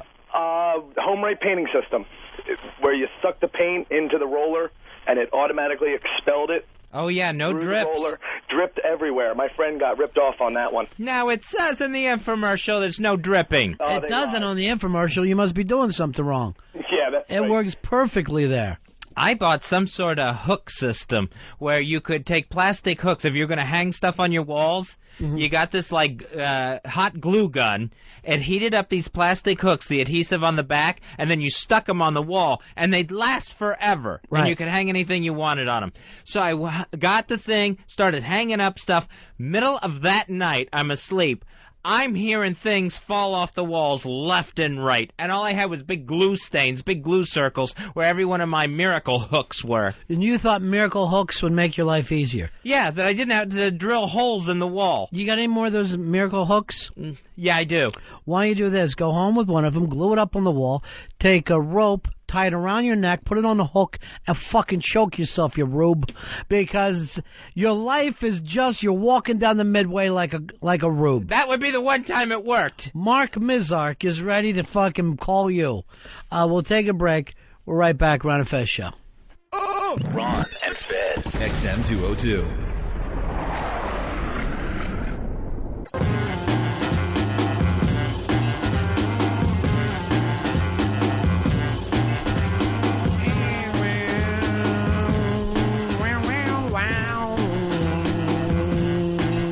Fez. You doing because of the haircut thing? You're doing Devil's Haircut? Is that it, Earl? It's like a theme thing you're running over there? No, this is New Pollution. Oh. I get them all fucking confused. Me too. All right, Ron and Fez Show. Tommy Lasorda, he's comparing Eric Gagne's 84-game save streak with Joe DiMaggio's 56-game hitting streak. Lasorda is saying, I may be out of line by saying this. I've got to compare it with DiMaggio's hitting streak. Doesn't compare for me. What do you think, Earl? The hitting streak is still the fucking best thing that we got out there. Yeah, because you're under pressure when you hit like 25 or 30. Right. And they cut especially now where ESPN, they cut to when you're up to the plate, when you're on the on-deck circle. It's just such a pressure cooker. All right, what about this kid from Philadelphia? He ended up with 30 last year? Something like that. Right. And now he's picking it back up coming into the new season. Jimmy Rollins. Is that the same thing for you, Earl? Do you feel like, no, you've got to do it in a row, you don't get to take the break off? I think. Or is it still the same deal? I say you got to do it 56 straight games. Yeah, and it still would be impressive if he could pull it off. But I think he's not that far away from the National League title, which is like 41 games or something. Rose is 44. 44, he went that far? Yeah, and he went 44, and it reached a point where every game became a national game when he was playing. And that was before you had the entire ESPN thing and Fox Sports, and you know what I mean? You didn't even have as big of a media campaign as you have nowadays. Yeah, I remember NBC, I think it was NBC or ABC, they would cut away from regular programming. Right. To when he got up to the plate, and he was still 12 games off. Yeah. But that's what we're saying. I mean, at that point, DiMaggio didn't have that kind of pressure. The pressure on Rose was way bigger than on DiMaggio. And luckily for Rose, he had gambling to take his mind off of it, so it didn't even bother him slightly. I guess you need a distraction. The Pittsburgh Steelers, they got evacuated from a movie theater where they were screening their new Super Bowl victory DVD. Someone called in a bomb threat, and all the Steelers had to leave. Somebody from Seattle? Gotta be. This is someone who's not Matt Hasselbeck, and there is a bomb in the building? Well, nothing happened, right? No bomb was found. Pretty sure the terrorists aren't after the Steelers. Tony Bagel. Tony, you're on the Ron and Fez show. How you doing, buddy? Hey, Tony.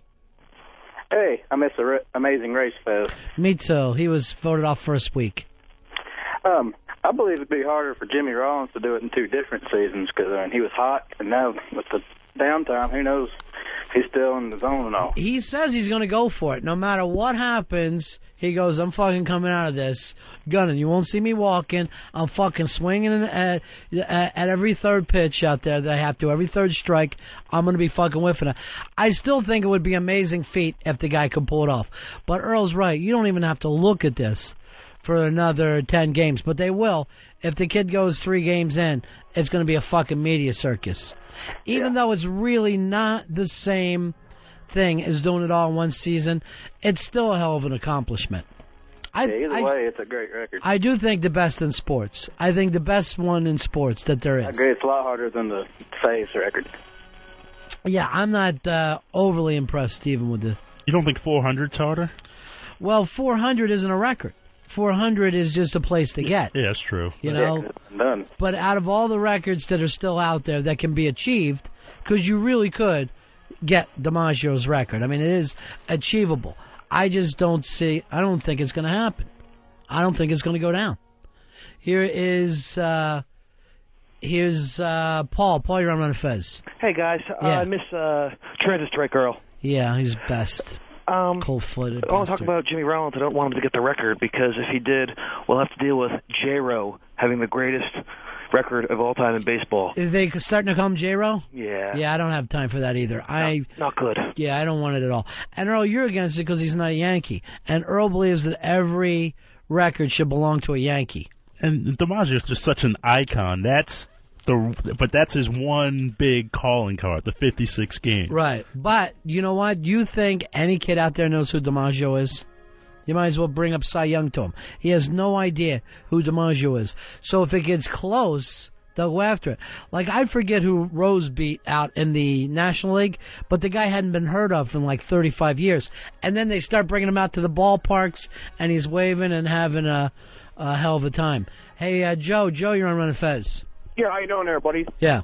Just want to know what's more impressive, the Goldberg undefeated streak or the Rollins hit streak? First of all, the Goldberg streak was a lie because I saw that Chicago Bear break that streak on him, and then they acted like it never happened. Yeah, Mongo McMichael. Mongo McMichael hit him in the head with a pole, and then they acted like it never happened early on after he stole Mongo McMichael's Super Bowl ring. You don't see Mongo around much anymore, do you? No, don't see Mongo. Goldberg's going to be on that... Jocks versus Joe show. So is the other guy that was from wrestling that was a linebacker. The guy who played with Carolina Panthers. Oh, Kevin Green. Kevin Green is going to be... I saw him taking somebody out. He thought he was going to be Hulk Hogan. Yeah. He thought he was Hulk Hogan. Corey, you're on Ron and Fez. Hey, I just wanted to see what you guys thought about Cy Young's 500 and something victories pitching. You know, here's the thing. That's not a modern record. You know what I mean? Like, that's not considered by anybody a modern record. And I don't even know if you would consider 400 a modern thing anymore. I think it's kind of almost thought of as a different game at the time. Yeah, 300's still like... 300's a benchmark. Right. And just a model of consistency, and that's hard. Right. But I've seen a couple of guys take a run at 400. Lenny Dykstra went like half a season at 390, and everybody was going fucking crazy there for a while, but not going to happen. Not going to happen. Here is Mitch. Mitch, you're on Ron and Fez. The Jimmy Rollins thing over 2 seasons is a lot like Tiger Woods over 2 seasons. Still a hell of a thing, though, right? Yeah, very much. You can't take anything away from Tiger Woods when it happened. You know, and people don't want to act like he has it, but, you know, he was able to pull it off. Tiger Woods, they go the other way on. If he doesn't have a winning streak going on, right, Tiger's through. All right, now, Eastside Dave is trying to hand me this Hack Wilson's record of 190 RBIs, a longer record. Yes, it is. We're not talking about the longest record. We're saying DiMaggio's record is more like a modern thing that you can still talk about. No one talks about Hack Wilson anymore. What was that, 1938? Yeah, I mean, it was in the either 20s or 30s, but I thought it's a harder record by longevity. Is a harder record than Cy Young's of 5'11"? Well, that was crazy time baseball. Yes, that's what I'm trying to tell you. Put Hack the same place. Hack Wilson. How about this though? No one ever mentions this because they happened in the same year. 56 and Teddy Williams batting 400. I don't think 400 is going to happen. 400 isn't going to happen, but that also wasn't a record. That's the difference. But it's you could almost make the thing. It's a record for modern baseball. You know, like once they went to the hard baseball, there wasn't people hitting 400 all over the place the way it was in the dead ball era. Stu, you're on Ron and Fez. Actually, it's Phil. But what about Nolan Ryan's 5,000? Now, how do you fucking confuse Stu with Phil over there? Nolan Ryan's what? With Nolan Ryan's 5,000 strikeouts. That's kind of a modern era, and batters strike out more nowadays than they did when Nolan Ryan was in his prime. You know what was amazing? I saw Nolan Ryan's last no-hitter on TV, and he was, 40-plus at the time? He was 46. No. For the last no-hitter? 45. 45. That was unfucking believable. That was like one of the best TV nights I've ever had. Hey, Mike, you're on the Ron and Fez show. How you doing, buddy? Hey, what's up, buddy? Hey, buddy. You guys were talking about Mongo, and I got a little Mongo update for you. Yeah. They had a Bears 20th Super Bowl reunion party down in Crown Point, Indiana, just a Chicago suburb. Yeah. And the guy was shooting Jaeger bombs like crazy. He's a mess. Did he still have his dog, Pepe? What's that? Did he still have the little Chihuahua, Pepe? He was the original Paris Hilton. Yeah, he was. He did have that tiny dog with him all the time. Dave, you're on Ron and Fez.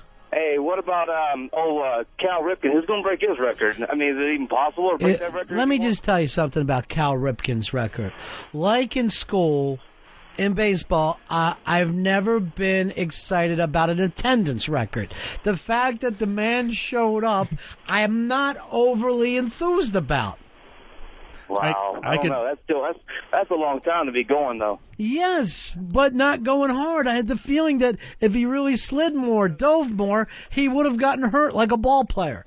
They had that whole thing where Kevin Costner... yeah, it never happened. That was urban myth. It's a lie. And towards the end of that streak, he would always play 5 innings, and then they would sit him for the other 4. Yeah, but I think Gehrig did the same type of stuff. Yeah, Gehrig pulled some BS, too. Yeah. Gehrig showed up, waved to everybody, took a piss, then left. Well, took care of his mom. He would actually he would do even worse things like that. He would start the game, say on the road, and he would be the third hitter. So he would get his at bat, take that, and then he wouldn't even play the field. In the bottom of the first, they would substitute. So cause all you need is one at bat to be illegal. To legally playing the game. So the attendance record, never impressive for either one of those guys. It's no big deal. I got to confess, I was the biggest loser. I had perfect attendance through high school. I know. That's what I'm fucking trying to say. But did you work hard? No. Lucky. You've got perfect attendance here. Yeah, but some days you show up for the end of the show with frozen feet. I wasn't even aware of it until they told me, like, 3 days before graduation, like, oh, by the way, you have to sit with the guy, with all the awards winners. I'm like, what did I win? They were perfect attendance. There was like 7 people in that row. I always wanted that award, couldn't get it, too sickly. I never showed up for school. If I fucking found out somebody had a car and a bag of pot, I was gone. You had perfect absence award. I did show up occasionally going like this, yes, are we ready for the exam? And they're going, who are you? I was out driving around Beaver Valley with my friends. What the fuck's the big deal? Let's not get aggressive with this. So, again, that's the Earl Award. It means nothing to me. And I'm saying the same thing to Brett Favre. You and your, he never misses a game. Yeah, and then he fucking chucks the ball up in the stands 8 or 9 times. I'd want that son of a bitch to have perfect attendance if I'm on the other team. Yeah, we'll play against Favre. Here's Chris. Chris, you're on Ron and Fez. Yeah, you guys are talking about these records that everybody's breaking nowadays. I mean, the guys nowadays, they have all this fancy equipment and everything else. I mean, and they got their REM TV and they got their PlayStation in their bedroom. Stop sounding like blowhard. Yeah, but what do the old guys have? Like, what are they going to... The old guys never had to fly. You don't have to fly from California to New York and play a day game the next time. They get in a bus and they have to sit in a bus for how many hours? But here's the thing. You've got to play in the era that you're playing in. You can't really... Baseball's one of the few sports that you can even compare. That's where the separation needs to be made. You need to make a separation there and say, hey, this is the old records and here's the new records. I have no problem with that. First of all, the steroid records have kind of ruined everything else. No one cares. But you have a game. You know what I mean? You have a game that's been around.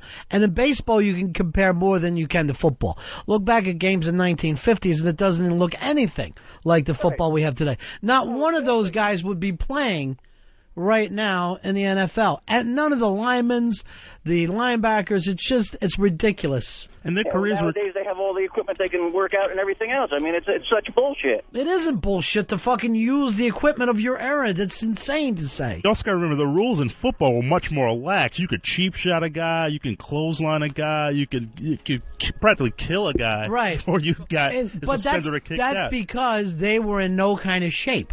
The guys that he's talking about now, it was tougher back then. They never even fucking worked out, those guys. A lot of those linemen in the NFL, they would run the 40 in like 8.0. It just didn't matter. And look at the guys in who played basketball. I mean, even up to like the mid-'60s, they still had the gay fucking, like, you know, the set shot with the awful little shorts. They played basketball like my mom. First of all, you can't make a big deal about the shorts. It was horrible. Look, they played basketball the way the game of basketball was played at that time. That's the way the game was played. So nobody knew any different. It wasn't like they purposely went out of their way to have set shots. That was the game of basketball then. That was the way men wore their shorts. No big deal. If Michael Jordan was around in 1965, I would say he would average 65 points a game.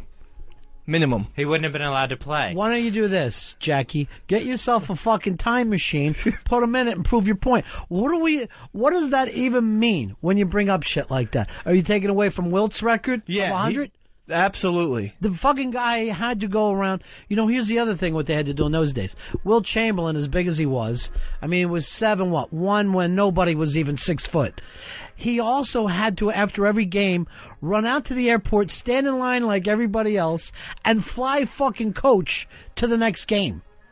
That was not an easy thing to pull off. With his head hitting the roof of the plane. Yeah. He had a good life. 20,000 women. Come on. I'm not crying for Wilt Chamberlain. God rest his soul. If you're going to talk crazy, you can't grab the mic. So that's the thing. Okay. You're welcome in here if you're making sense. But if just yelling out stuff like he had a good life, it means nothing to me. And just you mentioned before, like the long flights, the long bus trips. Imagine how banged up a guy like Wilt was, because they always doubled and triple teamed him. They hacked him to death. Right. And so he was sore, busted, bruised, and still went out and played the game. But I'm going to tell you right now, there's only one record that means anything to me, and that is a no-hitter thrown by Doc Ellis on acid. Tripping on fucking acid and chucking a fucking no-hitter. I dare anybody. I'd like to see Michael Jordan play on acid. I bet he fucking maybe would score 3. And even then, I'm doubting it. You're famous. It always comes back to fucking Michael Jordan with these guys. They act like they're sports fans. They never see any farther than Michael Jordan. I think ESPN Classic ran that game. And you just the acid game? The acid game, and you look into his eyes, and he's just somewhere else. He was like, well, I was in the zone. I was like, yeah, you were in the zone, all right. Who, Doc? Doc. I thought the game never was on TV. I think they reran it where he's just he's doing like one of the press conferences. He is glazing. Maybe they had something from that conference, but he was on our show one time. He said it wasn't. He said the toughest thing was when the catcher would throw the ball back to him. He said because sometimes it would come back like a fucking pea, like he was trying to catch a pea, and the next time it would look like a beach ball. What about David Wells, Ronnie? What about Wells? He was drunk when he threw his perfect game. Perfect game, not in the no-hitter, perfect game. Here's the deal, though. First of all, you can't compare alcohol to acid. Second, now I hear, as time goes on, that was just Wells trying to build himself up, that he never was out. He had like 1 or 2 the night before, but he wasn't out drinking all night long. Again, you Yankee fans, it always has to go back to the Yankees. That's as far as they get in baseball. Never out of the Bronx. Here's Scott. Scott, you're on Ron and Fez. Hey, Ronnie, how you doing? Hey, buddy. Just going to ask Fez. Does that guy that called before realize that they almost banned college football because they were killing so many people? Well, you know how does he think a player back then couldn't play with a player now? They were killing guys back then. Well, first of all, college football was bigger than pros until about the 1960s. That before that was even a bigger game. We're talking about the pro game being so much bigger than baseball and basketball. It wasn't even big until like the 60s. That's when it finally started to kick in. Here's Todd. Todd, you're on Ron and Fez. Hey, how's it going, Ronnie? Yeah. Hey, just tell Dave if Michael Jordan was playing with Wilt, he wouldn't be doing this shit he was doing today. He'd be playing the game like everybody else was. Yeah, it's not like he invented the Not way... Jordan. Yeah, Michael Jordan, what he's trying to say is he would have came up, he would have been wearing the same kind of shoes, he would have been practicing the same amount, he would have not been the Michael Jordan that you saw in the 90s. He would have been a Michael Jordan who played pretty much like the guys. He might have been a dominant player, but he would have played in that style. I disagree with that. Based on what?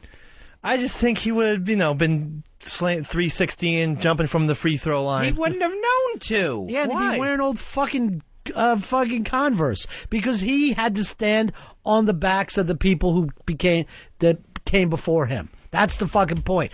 Everybody gets something from the generation before, except for, of course, Howard Stern invented everything. But everybody else is dependent on the people who came before. And it wasn't like Jordan was designing defenses and game plans, and you played the game the way it was, the way the coach designed it. The coach set the design, you ran that design. No. Yes, that was the game. The stupidest fucking comment I've ever heard. No player designs defenses or That's what he's schemes. saying. You're going to play inside the schemes of the time. But my point is, what made Jordan so great is that, Phil Jackson's going to draw it up like it. Phil Jackson's not going to draw up that Michael Jordan jumps over 3 people and dunks on them. Jordan right, but went he still beyond played expectations. Right. And he would have then. But it wouldn't be like the Michael Jordan from the 90s playing then if he grew up in that fucking era. But if Jordan went beyond expectations in the modern era, how do we not know that he wouldn't have gone beyond expectations? But he wouldn't have been 90s Jordan playing against those guys. That's what I can't fit in your fucking pea brain. You think that he would be the same player that played in the 90s except for playing a bunch of slow white guys. And it's just not true. Yeah, I mean, I think it was either the Celtics or pretty much all of those dominant teams of that era, their offenses were designed to where everybody had to touch the ball, as opposed to you bring the ball up court, you give it to Jordan, he shoots, he scores. It was just it was a whole different era and a whole different time. Absolutely. That's not the offense that Jordan ran at all. It was called a triangle offense where he had to run it with Scottie Pippen and a big man. That's right, but it was designed for him is what he's trying to tell you. He would not have had as much time with the ball. It would have been different. He would have been a dominant player, yes. Wait a second. One thing to counter that could be deemed bullshit because Will Chamberlain got the ball to score 100 points. Right. So if Will Chamberlain got the ball because it was 7-1. And in that offense, he was the last guy to touch the ball. So every time. That's because he was the center. You tried to. The game then was try to shoot it from as close as you can to the basket.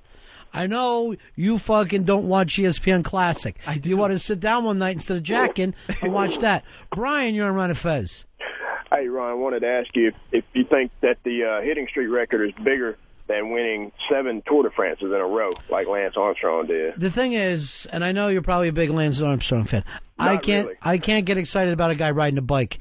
To me, you might as well be saying, oh, and then I know another guy who can pull a fucking wagon down the street. It seems a little childish to me in discussing sports. Now, in his world, he's done a fantastic thing, but we can't compare that to what we consider major sport here in the U.S. Well, right behind him is Bobby and Cindy Brady with the teeter-totter record. Thank you, Fez. Thank you for making the point of the day. I think point of the day goes to Fez Watley. Oh, fuck. Yeah. I thought you get dumbest person. Give me Michael Jackson, Michael Jordan, Phil Jackson, and a time machine. I think in America it's not a sport. That was bad. Yeah. It's not. Right after point of the day. Yeah. But you know what? I'm going to go to the leaderboard. No. I'm taking point of the day. Give me back my point of the day. And it's open to somebody else. All right. Point of the day. I got a chance. When you hear this. Oh.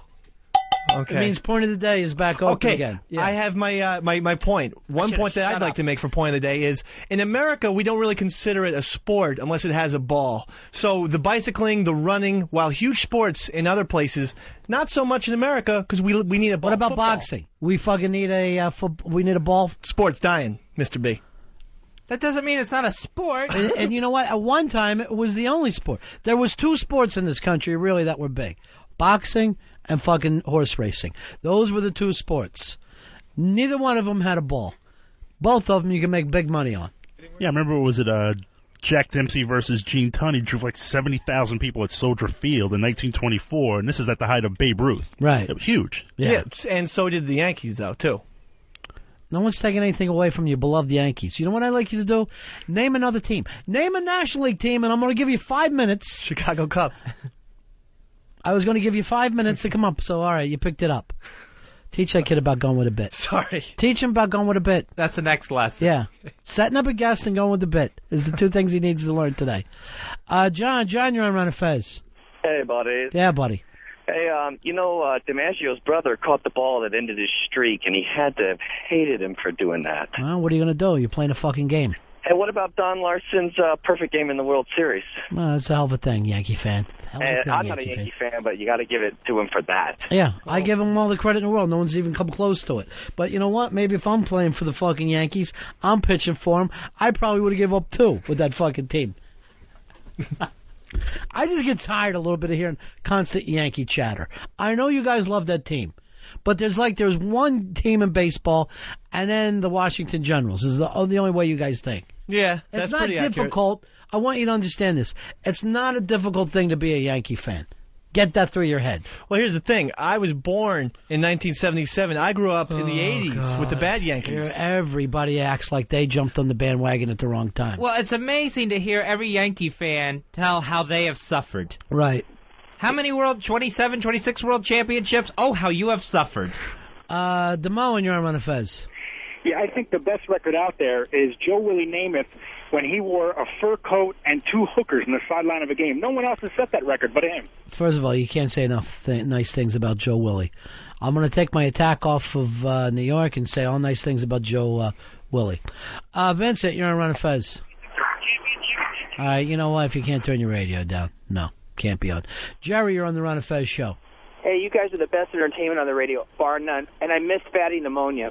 I don't know. I feel like we're being set up here, Fez. But anyway, the best record that'll never be broken is Fezzy's betting record. That'll never be broken. Fez's betting record of just being wrong this year was absolutely phenomenal. 9-game losing streak. Well, 9 weeks in a row. That was that one. But then before that, you would run, other than I think the first game, the first weekend of the series, you and that fucking mutt had loser after loser after loser. I was suffering by the end of football season this year. Yeah, it was a bad year. I really got to turn it around in 06.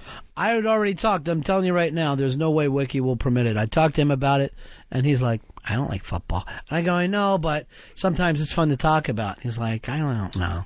So I'm like, you know, the guys do gambling, and he came out with a record. Your record was like about 110.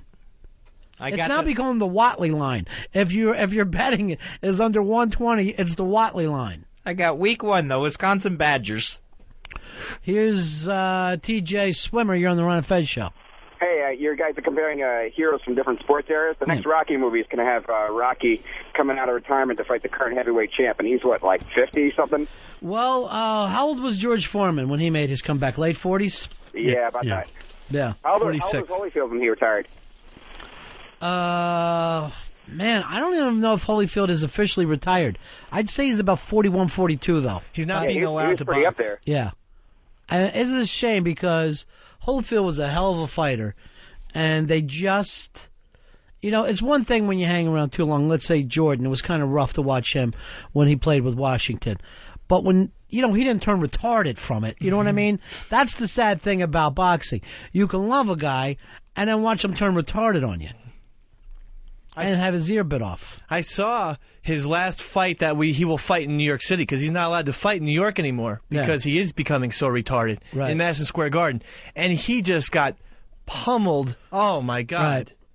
There was just not any names at that point, and they kept Holyfield around. They kept offering the paydays. Well, you know, it's not like it's a new thing, though. I mean, that went around with every, you know, Joe Louis hung around too long, and then health problems. So that's not a new thing to do.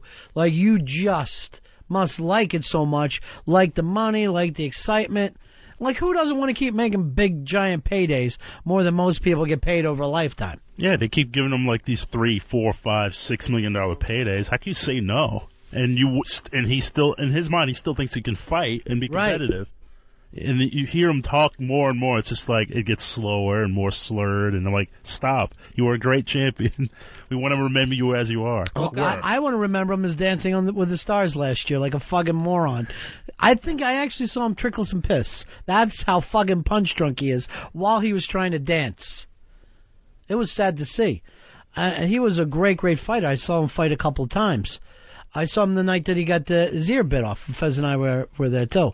We were in Vegas. At the MGM Grand. Yeah. You saw the Tyson Holyfield fight. Tyson Holyfield, too. Yeah. Yeah, down front. Mr. Don King fucking took care of us. You guys have been places. Took care of us with everything, if you know what I mean. Here's Greg. Greg, you're on Ron and Fez. Hey, Ron. Hey, Fez. Yeah. Hey, if Michael Jordan played back in Wilt Chamberlain's era, he'd have been called for walking every time. Yeah, that is true. His game would have to change 1,000,000%. Fucking discontinue constantly. Here's Mike. Mike, you're on Ron and Fez. He's so nervous now. He's so buddies. Nervous. Yeah, I just don't agree with him. Hoo-ah! Yeah. Yeah, Yankees had a great record that'll never be broken. Steve Howe's 7 drug suspensions. Steve Howe kind of invented the drug suspension, and he needs all the... and every time he came back in tears and letting on that it's never going to happen again. You got to love that. Darryl gave him a run for his money, though. Darryl might, maybe we can get, coach Darryl to come back in. He can still swing. What's the latest with Darryl? Right now, he's going around teaching kids not to do drugs. Right. But he always does that, and then he falls right back with, like, an 8-ball and a hooker somewhere in Florida. It's always in Florida, too. Yeah, you don't want to get on that circuit of former abusers touring together. We used to have the same dentist, and he was constantly going in for cleanings and would keep the mask on for the fucking cleaning. And basically, it was just a chance to go get high. But this is while he was already in trouble with everybody. It was like, yeah, fucking Darryl was here again today. I had the mask on, an hour and a half. Keep cleaning me. No, Darryl's, last time Darryl Strawberry was like preaching. He's a minister now. Yeah, they all do. What's the fucking big deal? And, it must be the easiest thing for a black guy to become a preacher. It's got to be a fucking easier test than fucking your driver's license. The one thing is check race. That's the one question. You get to be a preacher. White people are That's so racist? Yes. That's how far you've fallen from when you at one time had, I forget what it was, Remark of the Day or something. Point of the day. Point of the day. I have point of the day. Now you're fucking... White people are so scared of black people. The racist of the afternoon. You want to go for Hitler? I'm ready to fucking do it right now. Do not hit Hitler. Earl, I know that I'm not the least racist person in the world, but around these fuckers, I'm a freedom rider. I am a freedom rider coming down to try to help out. And lover? Yeah, go ahead and call me that. Run with it. Sean, you're on Ron and Fez. Yeah, I hate to correct Dummy Dave, but NASCAR is a big sport without a ball. It's not a sport, though. That's a sport. It's on ESPN. Driving. Poker's on ESPN. Is that a sport? That's a game. Thank you. So is fucking NASCAR. It's a very fun game, but it's a game nonetheless. Like flat cars. Sports are things that normal people, average Joes, cannot do. I can drive and make left turns all day. Like NASCAR. Sure I could. If you wouldn't be able to fuck. I'm going to tell you right now, you wouldn't be able to stay on the fucking track at the bank. Give me a fucking car that can go 100. It's not the human going 180. It's the car. I can put. Yeah, how hard is it to put my foot on the gas? I was down in Daytona on that thing. It's scary to fucking walk on that track because it's more like a wall when you get down there. I mean, you would not believe the slant on that. I can't imagine those guys driving it. It's a hell of a game. I give you all the credit in the world. But I don't know if you can call it a sport because what are you physically doing? Steering? Yeah, that's my point. Yeah, I know. I tried to make it for you. So, POD, please? Point of the day. Fuck no. Oh, come on. That was POD. No. You are not getting the pod. Yeah, you're not a Potter. Seriously, so far from it. It's really not even impressive. Cockroach, you're on Ron and Fez. Hey, guys. Hate the show. Y'all suck. But, hey, man, what about the 4 Stanley Cups that the Islanders won? What is that? That's great if you're from Long Island, but it's no kind of record. That's a record for being on Long Island. I give you all the credit in the world for that. Here's Mike. Mike, you're on Ron and Fez. Hey, has anybody ever topped 7 dicks up their ass with room for 8? That I don't know. That's never been done. No one will ever break the 8-dick ass. That'll never happen. Very uncomfortable when the show starts to go in those directions. That's not point of the day. Yeah. Hey, Bo, you're on Ron and Fez. Hey, what's up, buddy? Yeah, buddy. Hey, how about this streak? Most consecutive work days missed by a heart attack. I'm sure I'm on the low end. Might have been point of the day. I was thinking about giving him point of the day for that. I'm glad he hung up. Fez missed fucking 2 weeks he's back out here. Unbelievable. Coaching the Bears one more time. He's the Ditka of radio comedy. I could have been laid up for months. No, I insisted on being brought in here. Did they say you could take months off? Yeah. Oh, yeah. They wanted to let me stay off until, I was done with rehab. Did you tell them how rarely you're even on mic, though? This is the same as being home. The problem was when they said, what kind of job do you do? Is it real physical? Mm-hmm. And I should have made something up like piano mover. No, you're not going back for a year. You were able to. Nobody was going to. Nobody forced you back in here. Matter of fact, they said some of the best shows we ever did was you were gone. Really? They said the show had flow. Nobody was talking over each other, and if we were talking about sports, it stayed there, didn't swerve into dicks in the ass, and all that uncomfortable stuff. Who made all these comments? Me and a couple other people. Yeah. Tim, you're on Ron and Fez. Thanks, pal. Yeah. Ron, Fezzy. Hey, buddy. Hey, I just want to lend to that NASCAR deal. Man, them guys are athletes, purebred. They're riding around in them inbred. 150 degrees, you know. Yes, it's hot in there. That's stuff true. Like that. But what would you say is more difficult? Like All right, hold on, Tim. What's more difficult? Would it be driving a NASCAR or flying the shuttle? I would say flying the shuttle. Probably. Now, would you say an astronaut is an athlete? In his own right, sure. So No, but you got to look at the point. Yeah. Those guys are in those cars. It's 120. I understand, but it's tough. All right, let me put it this way. They're working that wheel. They're pulling. I understand, but it's really tough to like. A basketball player who takes timeouts, a baseball player. You're missing the point. All right, let's say this: picking tomatoes, picking tomatoes in the hot sun, difficult thing. But are they athletes? They're out there all day breaking their backs. What? Yeah. All right, so everyone's a fucking athlete now. Anyone who sweats is an athlete. Right. I just don't see how you can say that they're not athletes. You haven't given us a point because the car is doing the work. What makes an athlete? The sport, the human body makes it makes it athletic competition. The human body. He catches the ball. Yes. He runs for 10 seconds. How does that make him an athlete? Try hitting a fastball thrown by Roger Clemens. Okay, sir. That's an athlete. Or try Let me just say going over the goal line like Walter Payton. Athlete. Athleticism. So why won't you give it to NASCAR? Sitting and putting a hands-on steering wheel. It's very fucking hot in there. First of all, no, I'm going to say this. A sport, you have to be standing for it to be a sport. That's another stipulation that I've just put in. They're sitting the entire time. What about a catcher? He's not squatting. Yes, that's not standing. So catchers are no athletes. I'll go by that rule. And that could be the point of the D. All right, so no, it's not the point of the D. I liked his astronaut analogy. And I remember when Sally Ride won NASA's Ladies' Championship, the very first one. Yeah, you just can't act like because it's hot and it's difficult, you're a fucking athlete. I don't think. Why don't I say a welder's an athlete? Hey, he would. I'm not trying to slam NASCAR. I don't think running is a sport either. I just don't. I think it's conditioning. I don't think it's a sport. It's a sport. It's the first sport. No. Vincent, you're on Ron and Fez. Hey, Vincent. Anyways, what's going on? What do you think about Ichiro's single record last year in Seattle? Yeah, that hit record was a lot longer than the DiMaggio record, and I believe it was even longer than the Hack Wilson record. So that's a great point. Yeah, I mean, I'm saying just because he's Japanese, Asian people are taking over everything now. It's weird. Yeah, I don't even know if they should be allowed in the game because they're, they got the little bodies for it, perfect for the game.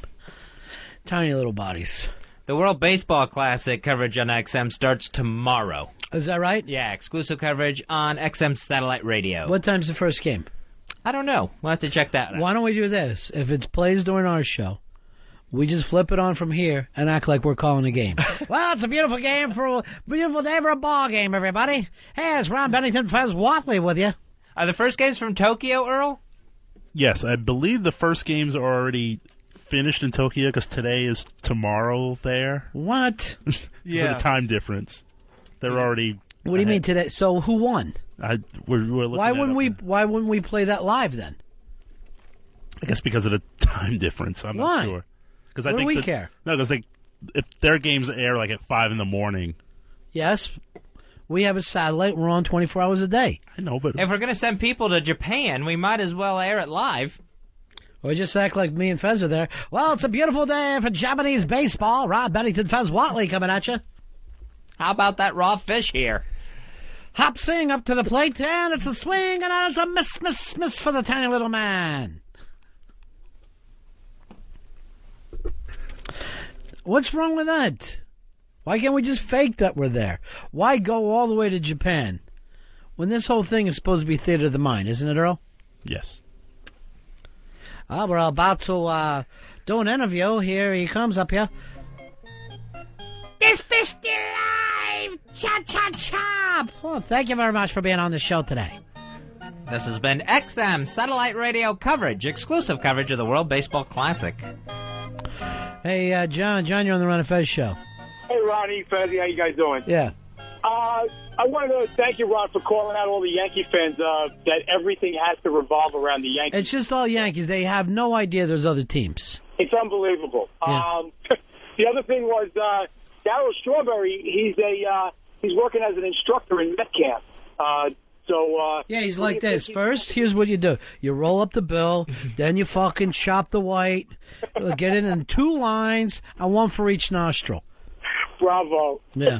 All right, see you later. You know, they say it was Keith Hernandez who got him into all that stuff. But so, you know what? Let's fucking blame other people. Let's take no personal responsibility. Keith Hernandez is able to do bumps and go out and fucking pick up the MVP in 1979. Nobody, you don't see him going around. I'm sure somebody got him high, too. I can't stand the fact where it's always everybody else's fault. Keith Hernandez was on Seinfeld, and now he's announcing for the Mets. Maybe he should take some responsibility and talk about his past instead of pretending that he's this clean-cut guy. Who said he pretends he's clean-cut? He's known as a womanizer, a party guy. He never admits to starting Darryl on the road of drugs. Why should you? Why you don't start anybody? Everybody's free to do whatever the fuck they want. Darryl's a kid. You can't go. So is he an adult? Maybe he was too young to play baseball. Maybe we blame baseball. If it wasn't for that, wouldn't be his fault. Take some fucking responsibility for the fact you couldn't handle your fucking drug. It's up to you to quit. Hernandez, I saw him at a Hooters one time. He had 2 fucking broads with him. Looked like $1 million. I saw him throwing cash around. And he was also wearing his pants up way above his fucking belly button. He's getting up there. He does those just for hair, just for guys, hair gel commercials now. Well, the guy does have fantastic hair. And that mustache, jet black. I find him to be pompous. What's he supposed to do, come on a Mets game? Ladies and gentlemen, I just want to let everybody know I'm the first person to fucking do a rail with Darryl Strawberry. I should be blamed for his fucking problems. Yeah, I remember, I'll never forget, on Channel 9 here in New York, watching a Met game. The Mets are getting their asses kicked, and Hernandez is just sitting in the dugout, legs crossed, smoking a cigarette. That's not cool, though. Just looking as cool as can be. So you were more dedicated? Yeah, come on. Yeah. If it's going badly, how many fucking rings you have? Let me check. Nothing. I don't have any rings. Thank you. Another thing about Keith Hernandez, my friend who was a Mets fan took me to a Phillies Mets game at Shea. And there was everyone. Tim Tuffle was giving autographs, Kevin Mitchell, and Keith Hernandez. I don't even like the Mets, but I play first base. So Keith Hernandez, I shouted. No, didn't even look at us. Went right into the dugout. What a fucking cock! All right, so here's what I hate. If you write your name down for somebody, you're a great person. If you don't, you're a cock. I hate you fucking guys that feel like the only way that you will say whether the guy was a good ball player or not is how he personally treated you when you're hanging over a rail with a goddamn pen at him. I'm just saying, the way he treated me when I was 10, I'm pretty sure he treats every, Joe Aguirre. What the hell's that got to do with anything? He's not friendly. So what? If we come up with a friendly Hall of Fame, I won't vote for the guy. Nervous caller, you're on Ron and Fez. Hey, buddy. Yeah. My sister-in-law worked for Major League Baseball, and she was helping. She had to escort Keith Hernandez somewhere one time, and sure, he was totally giving her the creeps, just trying to hit on her, get her number. She kept saying, "I'm married, I'm married." So it didn't bother him. Still trying to get her number, hit on her, and this is in a professional environment too. See? Boom. What is your point? That a guy likes to fuck. What am I going to do? Hold that against him? What do you expect? You're sending this fucking, I hate to say it, scantily clad broad to fucking pick him up, take him from one place to the other. Send a fat guy with him. I'm sure he'd have a lovely day. Some of us are Christians and don't want, immoral athletes walking around. I root for guys like Don Mattingly and Gerald Wilkins. That's who I root for. Derek Jeter. Just Yankees. All right, go ahead. No, but I think Bob Gibson was one of the greatest pitchers that ever played. Right. Or pitched, and he was the biggest prick in the world. He yelled at his own teammates. Like when Tim McCarver would come out there. On the field. But you know what? You don't have to be a nice guy to be a fucking great player. Exactly. You don't have to. If you're going to, it's like this. People do the same thing with like movie stars. They'll go, "Oh, I hate Bruce Willis." Oh, what movie? Oh, I saw him one time at the airport, and he was fucking running for a plane, wouldn't stop. What the hell does that got to do with whether you like the guy or not? A friend of mine said, "Oh, I hate Bruce Willis. He's always fucking hanging around with Bush." That has nothing to do with his movies. You like his movies or not? That's the only way to grade him. I don't care about anything else. I mean, if I meet them, though, I'd like them to be friendly, and then I'll be a fan for life. Whitney Houston and FAO Schwartz, when I was 6, she blew me off. So what? But what do I care about that? Now she's a crack whore. Nothing. None of that stuff matters. You either like her for her music or you don't. You act like people should, when they fucking leave their house, should be handing out toys to people. That has nothing to do with what they do for a living. Yeah, like Van Morrison, he's been known as rude and gruff. It was like, does that negate that he's an amazing singer? Right. Or what if Hitler stops, signs a fucking autograph for you, and gives you a piece of candy, and now you're going to be a Hitler fan for the rest of your life? Absolutely. Nobody's nicer to OJ to people, except for one woman. OJ loves signing autographs. Yeah. Here's In Blood. Brandon, you're on Ron and Fez. Yeah, I got some sports without balls. Yeah. Like, they're all more athletic than baseball. Also, like snowboarding, skateboarding, motocross, and BMX. All right, where are you on snowboarding? Is that a sport? Hobbies. Hobbies. I say it's a sport. It's even in the Olympics. Yeah, I say it's a sport. Well, you can't always go by the Olympics now. There's a lot of That's shitty true. stuff. Curling's in the Olympics. Yeah, there's a lot of shitty stuff in the Olympics. But I think some of you guys get too carried away with the sport. I understand where you're getting with NASCAR, because that's a fucking car. That's a tough one. And poker is also on ESPN and in Sports Illustrated. Both of those things. Something the average Joe could not do. I see a lot of people snowboarding. A lot of people ski. Big deal. A lot of people play fucking baseball. It doesn't make it a sport. No, but the ball's not traveling 85 miles, 90 miles Right, that's an what hour they're saying. playing. When somebody is riding their fucking skateboard, they're not doing the same things that Tony Hawk is doing. He takes it to a whole nother level to you and your neighbor in the driveway. It all looks the same to me. Let me ask you something. Before you start talking, do you even think about what is going to be coming out of your mouth? I try to. I really do. So you don't see what I was just saying. You're saying that it's more difficult to play baseball at a pro level, right? Yes. That makes it a sport. It's also more difficult to snowboard on the level of the best fucking people. Right, but I would qualify them as highly skilled at their hobby. Here is Mark. Mark, you're on Ron and Fez. Hey, Mark. Hey, Ron. Yeah. How you doing today? Good, buddy. Hey, golf considered an athletic sport or what? Is golf a sport for you? It's got a ball? I would say no, even though it does have a ball, because too much walking. NASCAR. Too much walking. That wouldn't make it more of a sport? What about baseball? No one does more walking than baseball. No, you have to run to first base if you bunt, or you have to run to second if you steal. I see them walking constantly. Yeah, but that's they a have walk. walks in that's that game. That's a base on balls. That's though. what we're saying. There's a lot of athleticism in a NASCAR race, too, because you're in the car for 3.5 hours, 3 hours at times. Tony Stewart looks like a real athlete to me. Tony Stewart and his But three chins. You wear yourself out driving that car fatigue-wise. Tony Stewart looks in great shape. All right, so hold on. Are you going to say every offensive lineman looks like they're in great shape? But they're also 6'6". They're allowed to have some pounds on them. So you got to be taller to be fat, to be an athlete. Fez. Tony Siragusa. He thinks he makes points, but he doesn't. And that's why your face is so red, right, Fred? Because you don't know where you're fucking going. You don't know what you're doing in here. So hot. This is the big boys table. He is scrambling for point of the day, and he just can't get it. Ron and Fez sitting in here. Eastside Dave has wandered into this room after what I would consider a subpar show all the way around, setting up the guests. I noticed the phones aren't running the same way as they were before, and now you're making it even more difficult by half points. You're in here with half points all day. I was just trying to show you that Hack Wilson's record was wrong, and then I got caught in this whirlwind, and maybe that was my mistake. Hey, Tim, you're on Ron and Fez. Yeah, what about horse racing, meaning the sport of kings? Horse racing, what do you say about that one? No, they're fucking animals. I can race my puppies down the street. Horse racing? Sport of kings. You couldn't beat a horse with them. Good. I'm going to start up monkey wrestling then from now on. That's my new sport. I That's wish. Silly. Quit saying stuff you're not really going to do. So you're saying if it has an animal in it, it's not a sport. That's your point. Mr. B, you have to agree with me on this one. They're horses. How can that be a sport?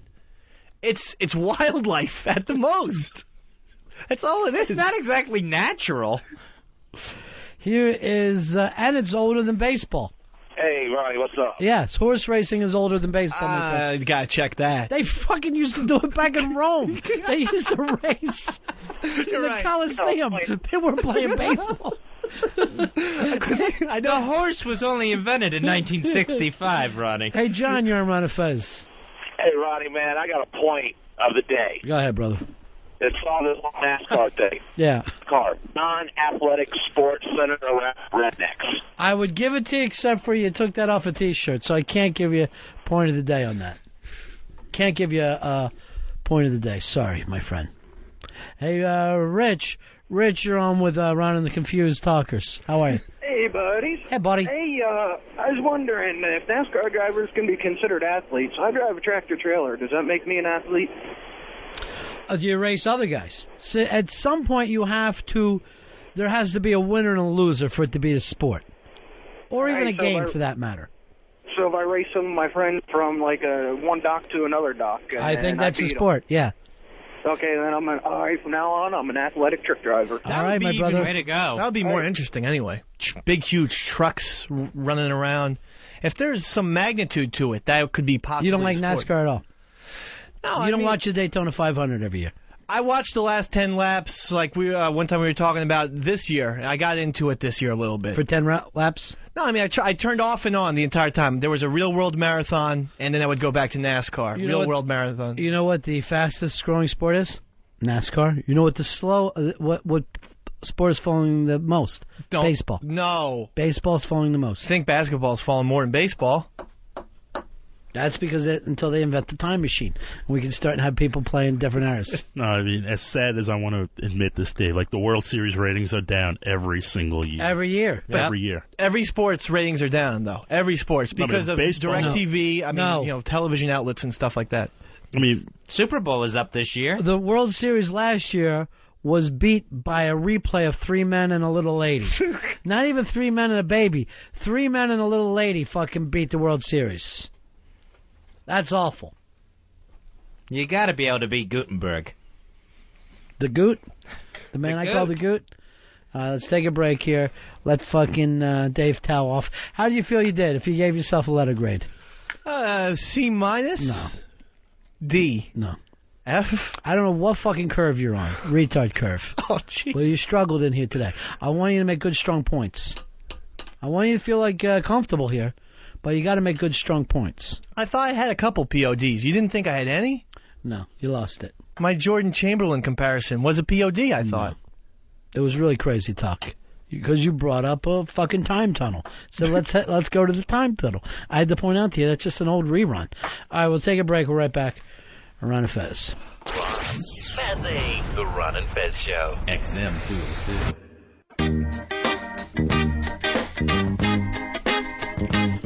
Oh, yeah! Ron and Fez Show.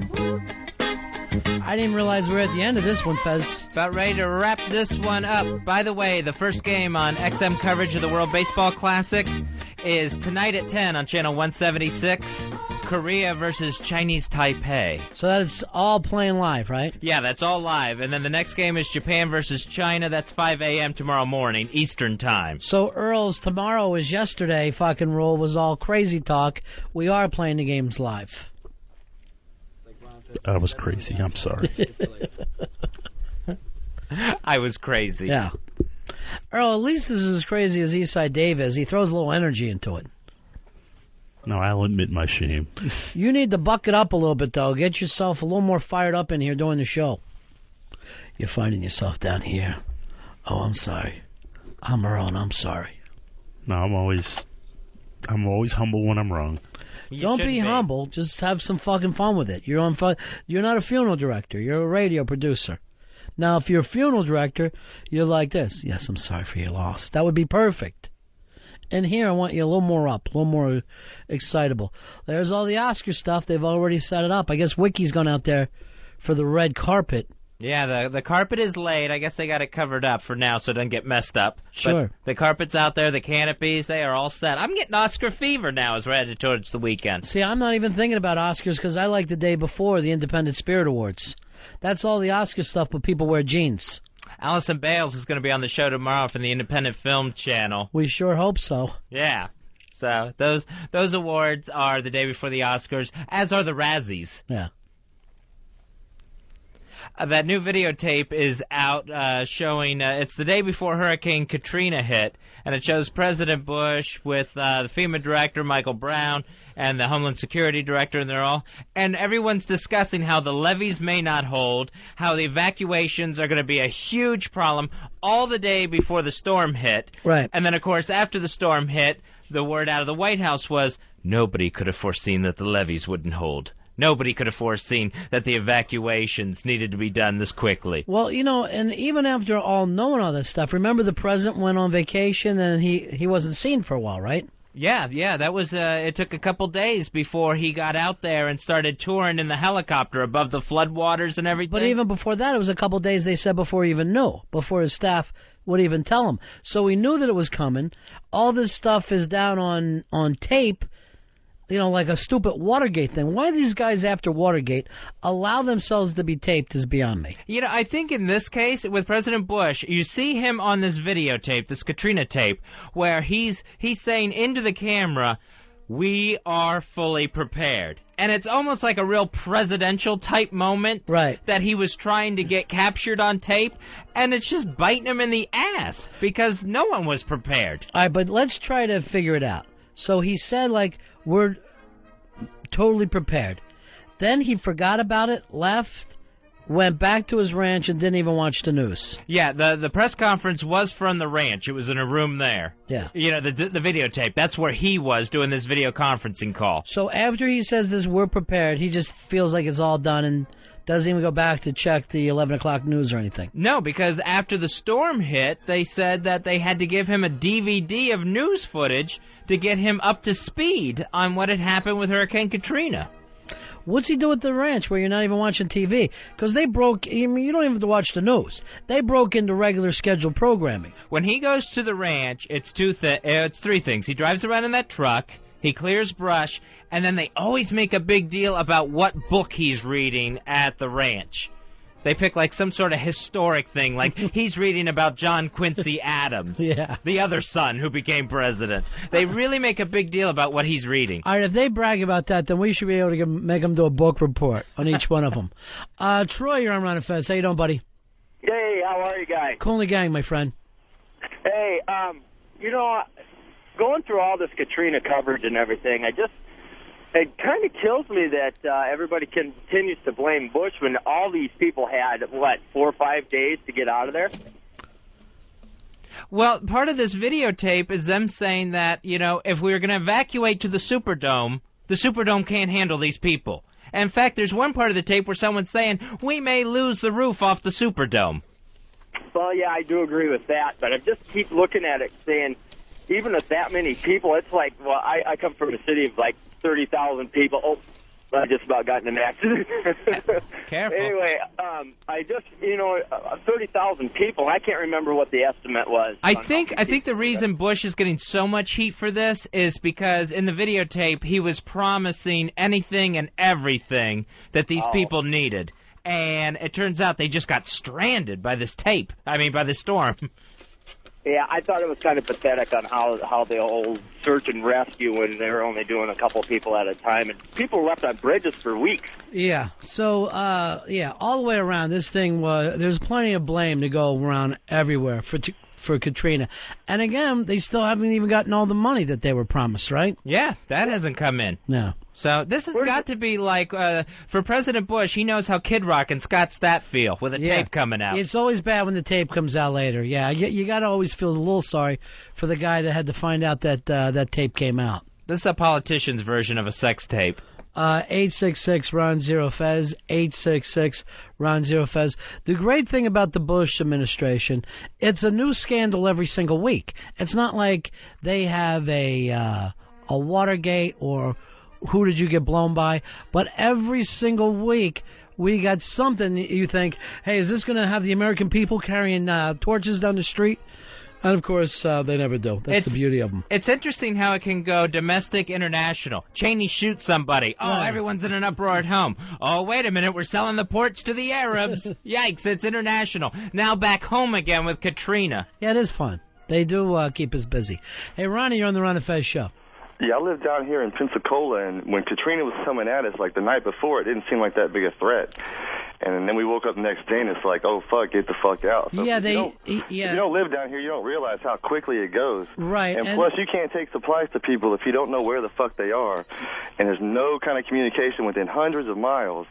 And you can't just blink up shit to people because the helicopters don't have gas, the trucks don't have gas, fire people don't have gas. Nobody has shit for miles and miles. Right. I mean, I've been in that kind of thing from when I lived in Florida where everybody went on the move at the same time. But Katrina in particular was really small the night before, and the next day it just blew up like fucking crazy, and I wanted to leave, and there was no gas anywhere to even leave. So, yeah, it all gets... it's just natural, and this shit happens like that, and the president or anybody doesn't have the power like a genie to be blinking shit up all over the place, Well, I know that, but I think what he really took heat from is that he didn't even know that it happened for days after, even though the rest of us did. I used to be a big Bush supporter, but it looks like he just fucking has given up now. He doesn't even give a fuck anymore. Well, it's and why should he? Yeah, it's fourth. He already got his man.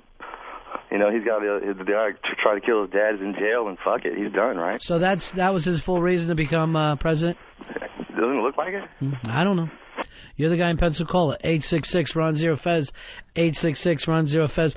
I did hear yesterday that the president said we will get Osama bin Laden. Yeah, he kind of got put on the spot. He went to Afghanistan, secret visit there, because with security, they're not going to announce that he's going there. So he shows up in Afghanistan, starts getting peppered by the local reporters, saying, hey, what about Osama? Never meant to bring that up, but people in Afghanistan would like Osama bin Laden captured, and he had to go into the strong thing of...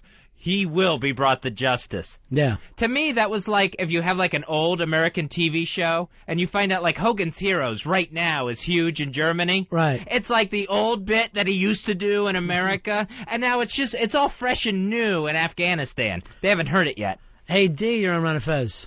What I don't understand is, these people live on the Gulf Coast, they live on the East Coast, they live in California where the mudslides happen, they live there their whole lives, and then when it hits them, then something bad happens, then they want to blame it on everybody else and look for everybody else for a handout. Well, they've known for 15 years that they've got a good chance of taking a... So you think... All right, hold on.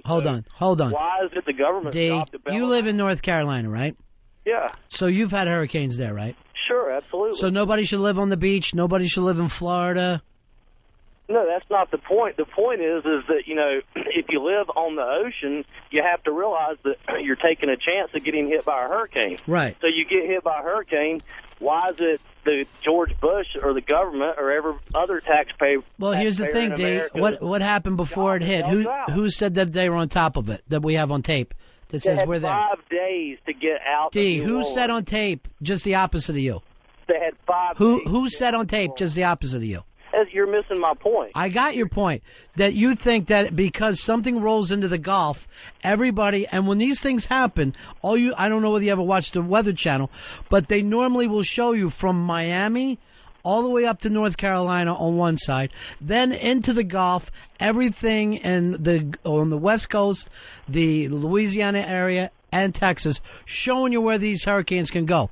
So they basically say it's going to hit anywhere within 1,000 miles when you're 5 days out. Right, I agree with you, but do you not agree that when you live in an area that has a good chance of getting hit by a hurricane, do you not take on a certain element of responsibility for yourself, yes or no? You do, and again, there's a lot of people who run that town that don't have the fucking money to move back and forth the way you're saying.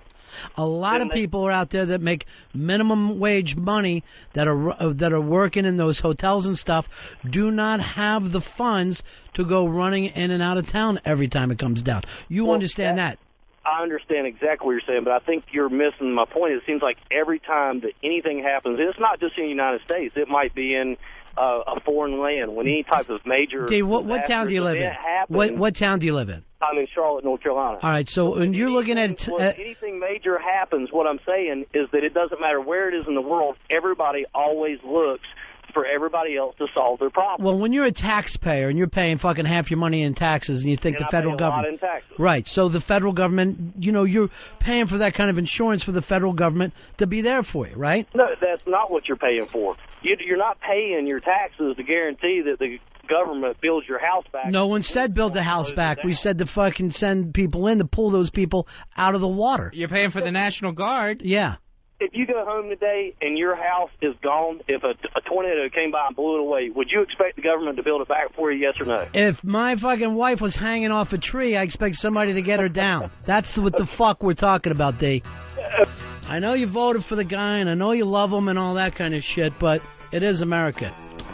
I wish we could go on with this.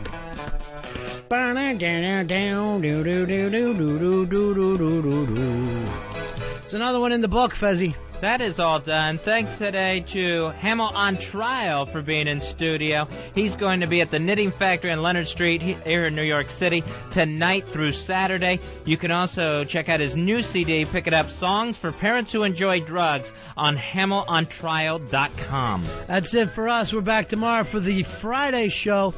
Take care, everybody.